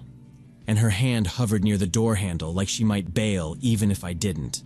I braked and eased onto the narrow gravel shoulder because fighting about it in moving traffic wasn't worth a wreck. Before I was fully stopped, she popped the latch, shouldered her bag, and hopped out. No thanks, no goodbye. She didn't walk along the shoulder either. She angled into the trees, fast, stepping over the ditch like she knew the ground there. For 30 seconds I sat with the hazards clicking and the fog making its own weather around the beams, trying to process the way she'd watched the mirror and that weird insistence about the old road. Then I pulled back onto the lane and kept going, hands tight on the wheel, eyes on the next sign. At the station, the forecourt was bright and empty, except for the clerk behind glass and a single pickup at the far pump. I parked by the air machine and went inside. I told the attendant I'd given a ride to someone acting off and asked if he could take a quick look at my car, just in case she'd messed with something. I knew that sounded paranoid, but it felt necessary. He nodded like he'd heard stranger things and grabbed a flashlight. We did a slow walk around. Doors, gas cap, windshield wipers. He crouched by the passenger side and checked under the skirt.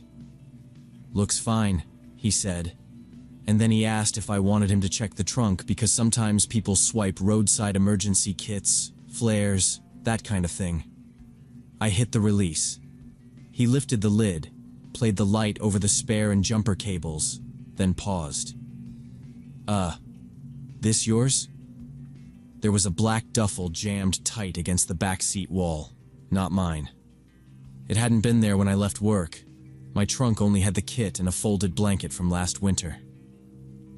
He set it on the ground between us.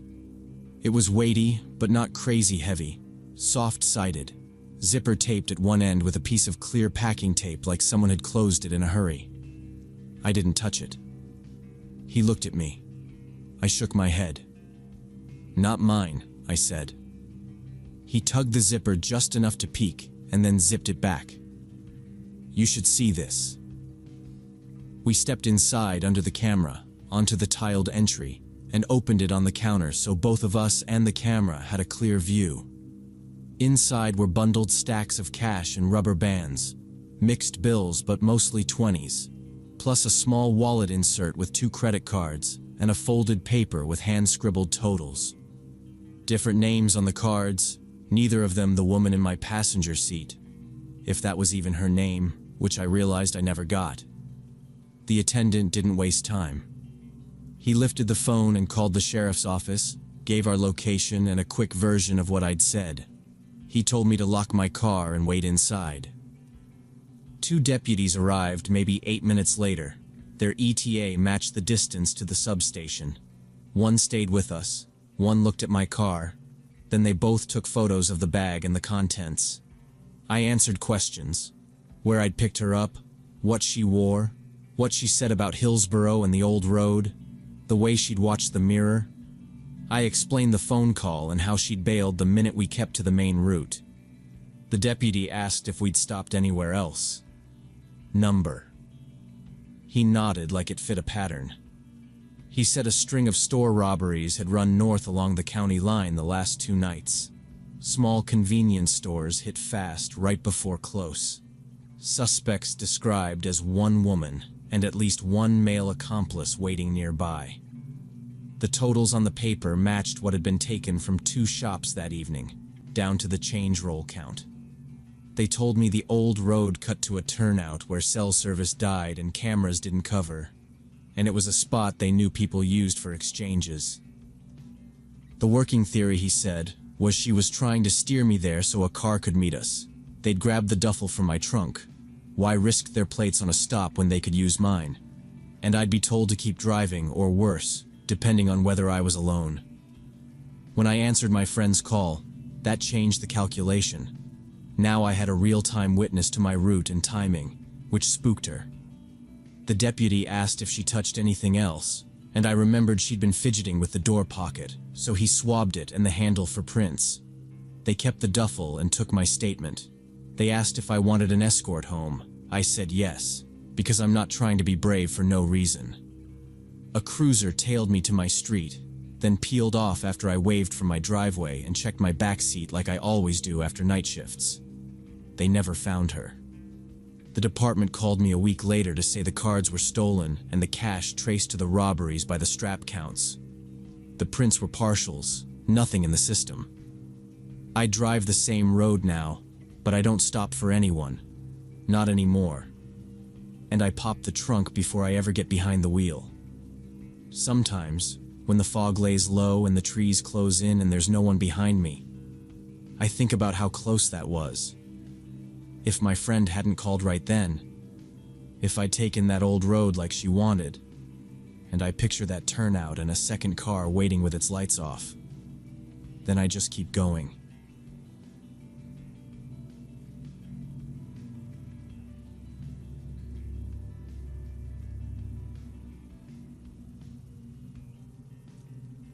When I was 18, I was running track for this local athletic team and training for regional competitions. The coach, this guy in his mid-40s, offered extra sessions at his house since he had a full gym setup in his basement. He sometimes did individual training for athletes he thought had potential. My parents knew him for years and trusted him completely. First session was normal, hour and a half of drills, coach giving feedback on technique. Afterward, he offered me a sports drink and mentioned next time I could stay longer to watch footage and analyze it. Seemed like a good opportunity to improve my times. Second session was also productive. We did starts, block work, then plyos until my legs shook in a good way. At the end, he kept me back to review video where we analyzed jumping technique. We sat close at the same screen, and he kept putting his hand on my shoulder while pointing out mistakes. I told myself it was just coaching contact, precise cues, nothing weird. He kept the video looping, slowing plays frame by frame, explaining angles, and I nodded like a robot. Third session, I was changing in this makeshift locker room, just a small room next to the gym, when the coach walked in without knocking. Said he was bringing a towel. He apologized but didn't leave right away, just stood there asking how I felt and if I was ready to train. I paused, said yeah, and reached for my shirt because there wasn't anywhere to hide. He finally backed out, door half closed, voice still going about cadence and form. The workout was intense, timed sets on the rower, then circuits.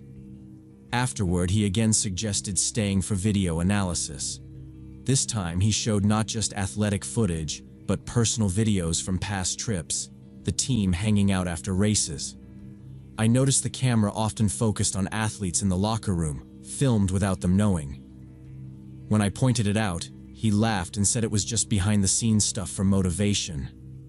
I decided it was time to leave, but he insisted I stay for dinner, said his wife made enough for everyone. Except his wife wasn't home. Coach said she was stuck at work, but food was ready. He scooped pasta onto plates and set them on the little kitchen table, talking about hydration like it was a team meeting. We ate, and he put on some movie about a famous runner, then sat on the couch in the living room. I took the far cushion, but he still ended up near me, remote in his palm. During the film, he moved closer and started asking personal questions. Did I have a girlfriend? How did I spend free time? What were my plans after high school? The questions got more intrusive and I kept my answers flat. He leaned in, knee touching mine, then pulled back like it hadn't happened. When he asked if my parents were strict and if they checked my phone, I changed the subject to training, which didn't stick. Now, before I explain what happened next, you need to understand why I stayed. He'd been around forever, drove us to meets, called my dad buddy, told my mom I had potential. He held the stopwatch and the gate to scholarship talk, and he was the one texting encouragement after bad races. You don't want to be the dramatic kid who misreads something and blows up a team. That was my headspace, right or wrong. He paused the movie, looked at me instead of the screen, and asked again about life after high school. Said he had contacts who could help, if you're serious. Then he put his hand on my knee and asked if I trusted him. I stood up so fast the couch creaked and said my parents were expecting me home. He didn't push it, just smiled tight, grabbed his keys and said, "Let's get you back." He drove me back quickly, talking the whole time about the next training session, drills and videos and a time slot he'd hold just for me. I stared out the window and said I'd let him know. Inside, I texted my parents and showered. The next day, he sent a link and asked about Thursday. I said school, then sore. I stuck to group practices. When he asked if I was ducking him, I said I was tired. After that, I avoided the individual sessions, claiming I was busy or tired. Years passed and I was in college when I heard from a former teammate that the coach got fired after parents of another athlete complained. He said it fast, like ripping a bandage, then added that details weren't public, but apparently it was serious. like meetings with the board and a quiet announcement. That's when everything clicked for me, like every small weird thing from those sessions lined up in order. I was sitting on a bench outside the library, phone on speaker, and I remember staring at my shoes because there wasn't anything else to look at that wouldn't pull me off the call. He asked if I ever noticed stuff, like him being too friendly or hanging back in hallways, and I said I didn't want to get into it on the phone, but yeah, there were things. I didn't tell him about the knee or the locker room or the way he paused the video and watched me instead of the screen. I didn't want to make it about me or start saying a bunch of stuff I couldn't take back later. He said parents had emailed the league and then other stories came in. Nothing shocking by itself, just a chain that made sense when you laid it out. Isn't that always how it goes? Now, before I explain what I did with that, you need to understand I had kept it quiet for years. I never told my parents the real reason I stopped training with him. I just said I wanted to focus on academics and a part-time job, which was true enough to not feel like a lie. I didn't want the drama, didn't want to be pulled into meetings, didn't want my name in conversations that would follow me. The only person I had ever hinted to was a roommate when we were talking about weird authority figures, and even then I kept it vague. Old coach got too familiar. I bounced. Those locker room videos were the ones that stuck in my head after that call. I could still see the angles, the way the camera lingered, the way he laughed it off as motivation, and I felt my stomach do that slow twist. You know the one. Like when you realize the door you thought you locked is still open. I remembered him walking into the makeshift locker room with the towel excuse, and it stopped feeling like a clumsy accident and more like a temperature check.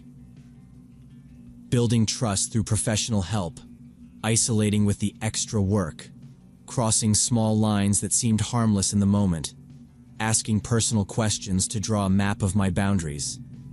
Classic manipulation tactics, textbook even, which sounds insulting to say about your own life, but that's what it was. I thought about calling my parents and giving them the real story, finally just saying it how it happened without trying to protect anyone's feelings, and I almost did, thumb hovering over my mom's name, but I didn't. What would it change right then? The team had already cut him loose. If anyone needed to hear something, it was whoever was handling the complaint, and I didn't have dates or files or anything beyond my account. I told my teammate if anyone asked for corroboration they could pass along my number, but no one called. I went back to class. It felt strange to do normal things while the ground under an old piece of your life shifts, but that's adulthood, I guess. Sometimes I wonder how many other athletes went through similar experiences before someone finally reported him, and how many didn't even realize what it was until they were older. The trust I had in authority figures definitely eroded after that. Not in a dramatic way, just in a steady, practical way where I double-check people's incentives before I agree to anything. What messes with me now is how normalized it all felt at the time. 'Cause extra training and video review and dinner with the coach are baked into sports culture and none of it sounded obviously wrong by itself. It was the accumulation, the pattern I couldn't name at 18, legally an adult but still kinda naive about how manipulation works. And he knew exactly what he was doing, testing boundaries in small increments to see what he could get away with. And I got lucky that my discomfort won out before things escalated. Lucky that I had a family to go home to, and a group practice to hide inside.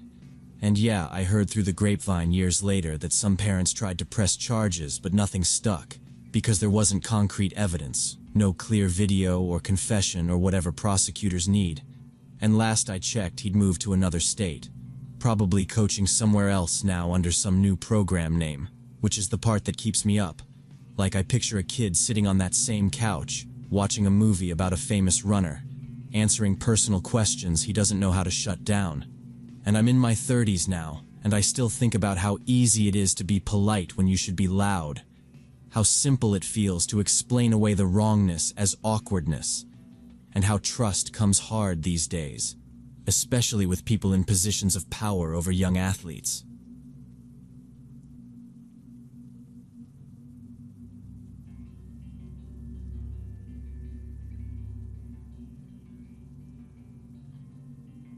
It happened when I was 19 and sharing an apartment with two roommates near campus. They both left Friday morning for a wedding out of state, and I stayed behind because I had to work Saturday. I spent Friday night watching TV and went to bed around 11. Our apartment was on the first floor of an old converted house, and my bedroom window faced a narrow side alley. I woke up to someone knocking on that window. Not tapping, knocking, hard and persistent. Through the semi-transparent curtain, I could see a person's silhouette backlit by the streetlight. A man's voice called out asking for someone named Samantha. We didn't know any Samantha. I stayed very still because this felt wrong right away. Like who knocks on a bedroom window instead of the door? And the voice wasn't slurring, it was steady. I stared at the lock on my window, a cheap latch that came with the place, and pictured it failing. The knock came again, same rhythm. He said, like he was talking to the glass, "Samantha? You in there?" I whispered her name once to myself just to hear it. Nothing about it fit. We had upstairs neighbors, two girls who hosted trivia nights, and the couple across the hall always argued about the thermostat. No Samantha, no mix-up that made sense.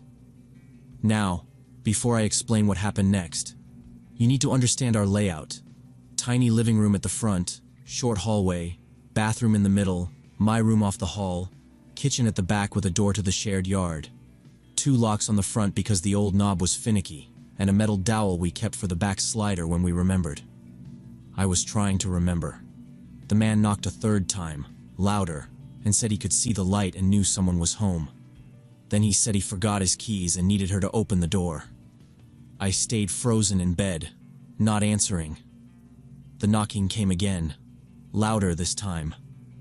The voice said he could see the light was on. He knew someone was home. I slowly reached for my phone on the nightstand, trying not to make noise. He knocked a third time and now sounded irritated. He called the name Samantha again, saying he forgot his keys and needed her to open the door. I dialed 911 and whispered to the dispatcher what was happening. The man outside went quiet for a moment.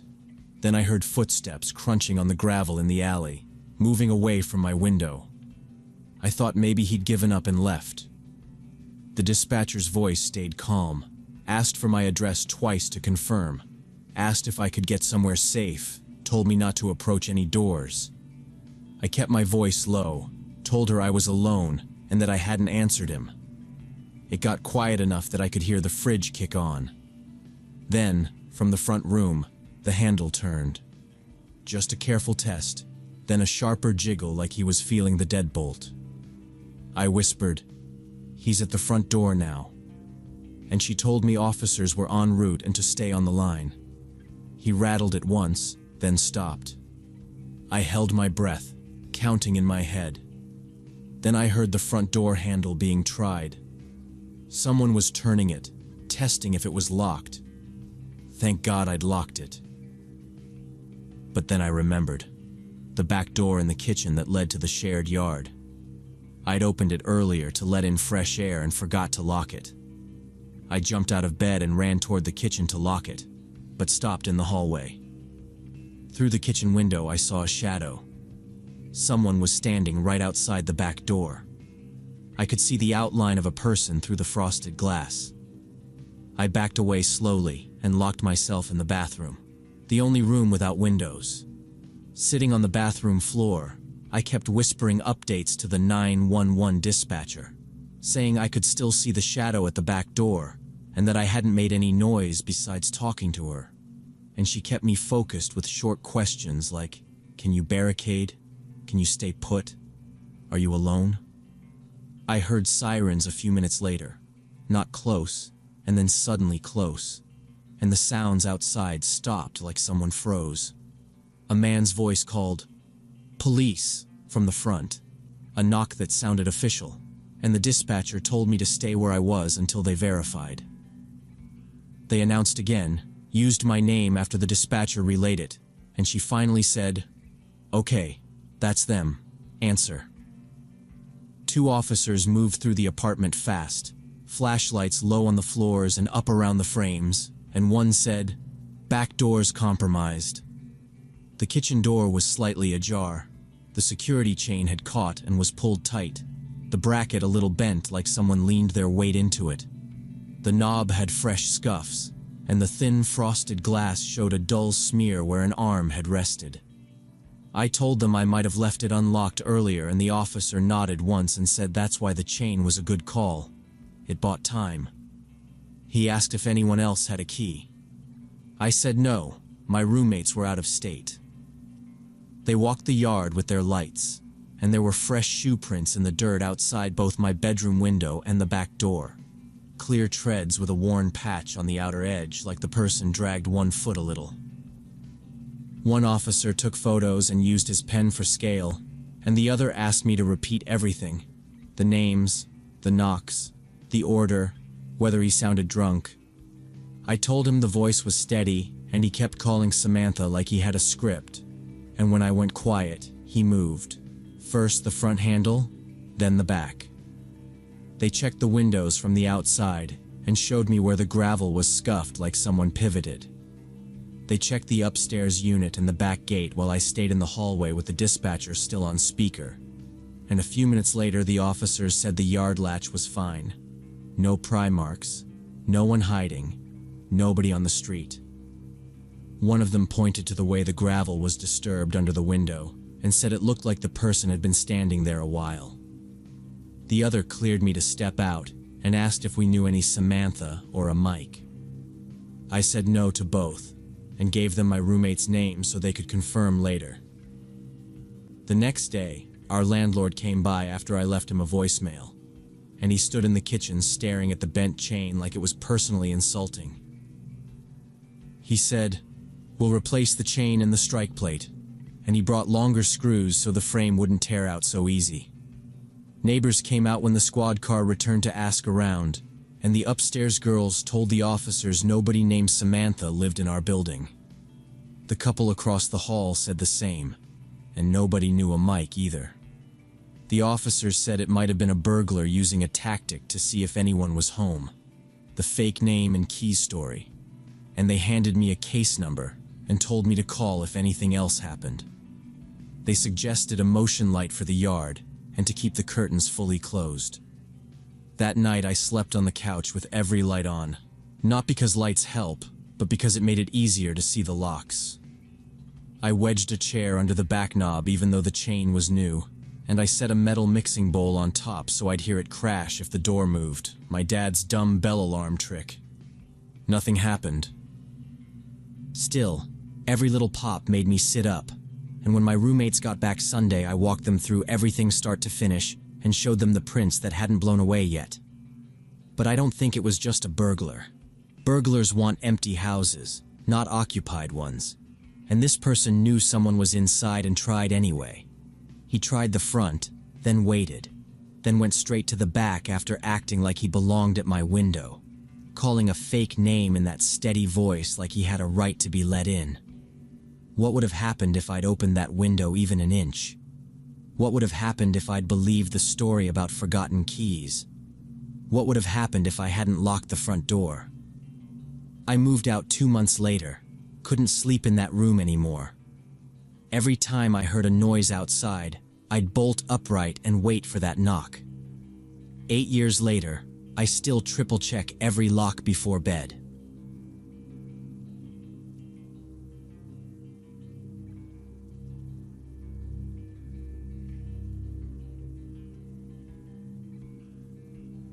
During my senior year at an art school, I used to stay after classes to work on my projects.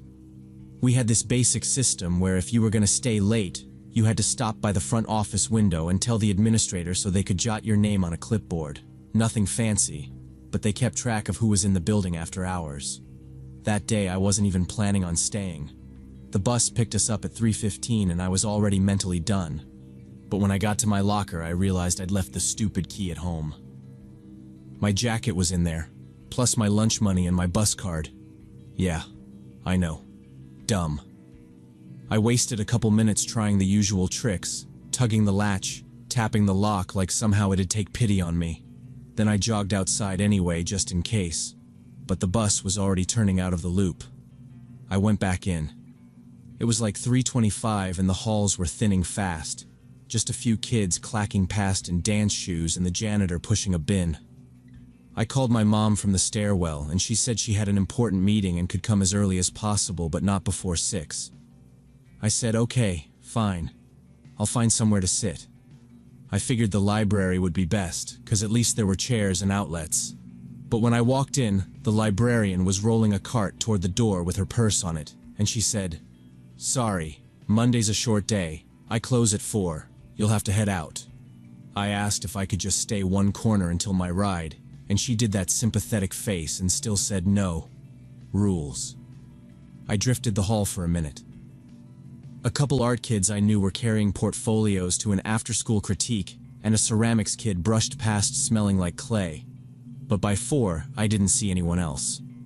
I ended up in the art wing without thinking. It gets super quiet there when classes are done. Doors all heavy with those little wired glass windows.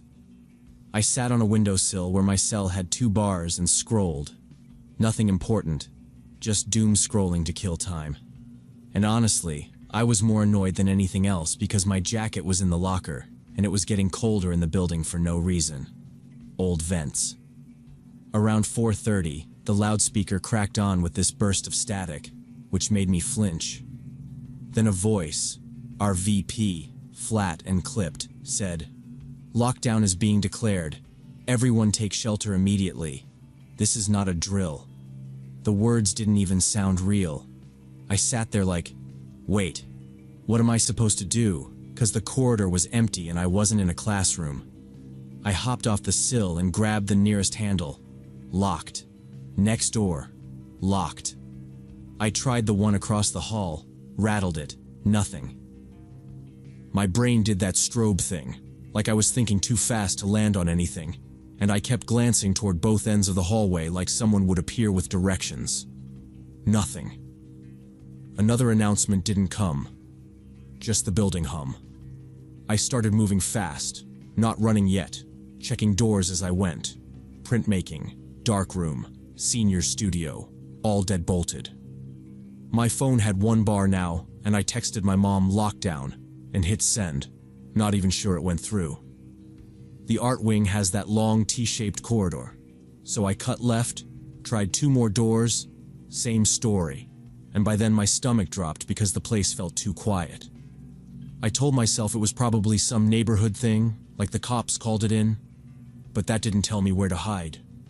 Now, before I explain the next part, you should know our classrooms all have these inner storage closets, but they lock from the outside, and I wasn't trying to get myself stuck in a cabinet. I kept going. One door actually gave when I pulled. It was the big drawing studio.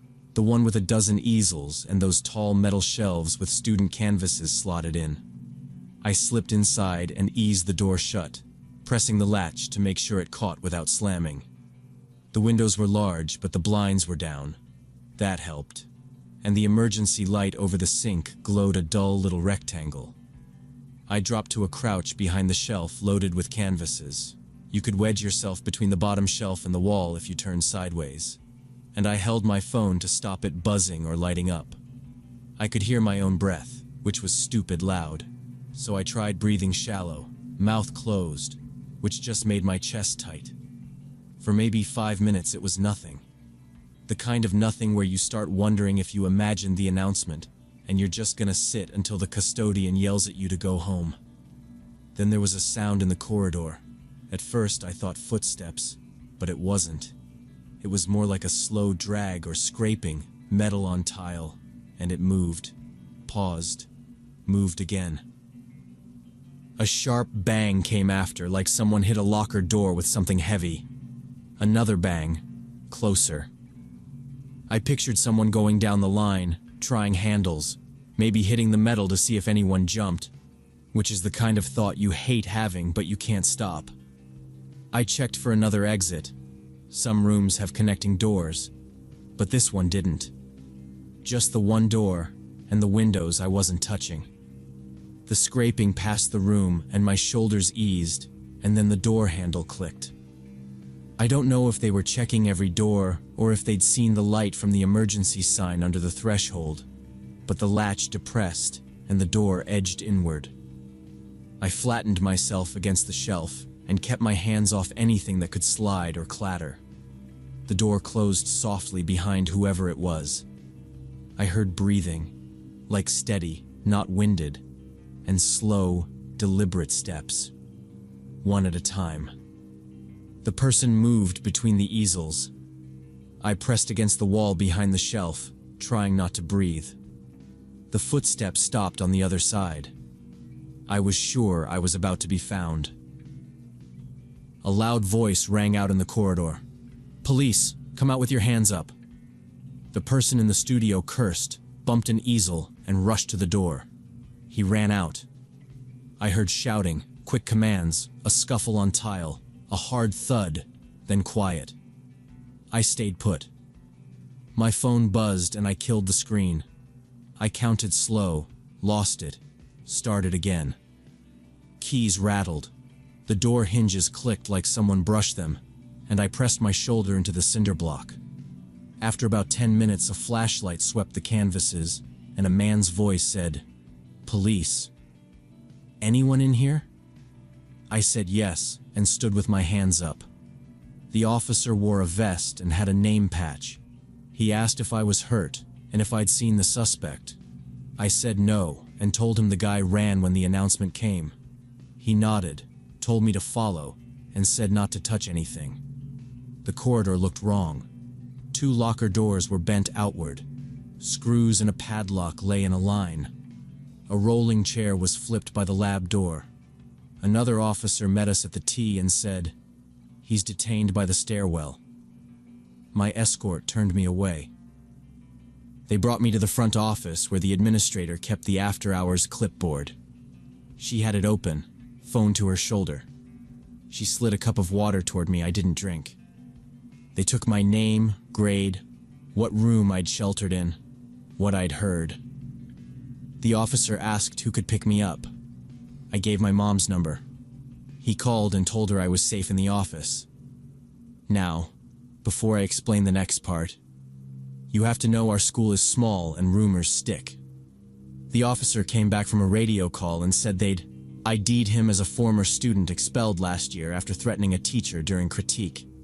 He'd forced a back door, smashed a computer room window near the latch, and was trying to steal equipment from the IT lab and damage property. He tried to run when they announced. When they walked me out, I passed the IT room.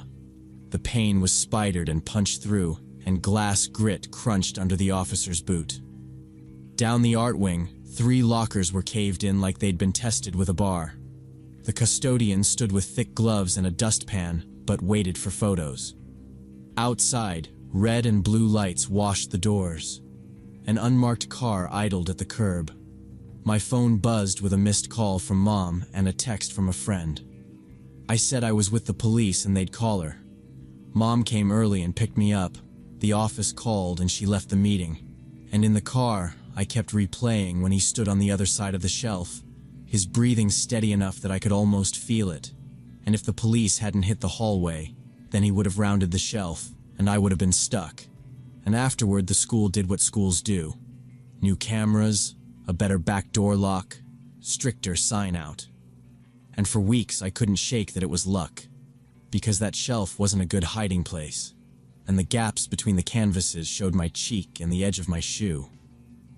And sometimes I wonder if he paused because he saw me, the way those steps stopped like he was listening.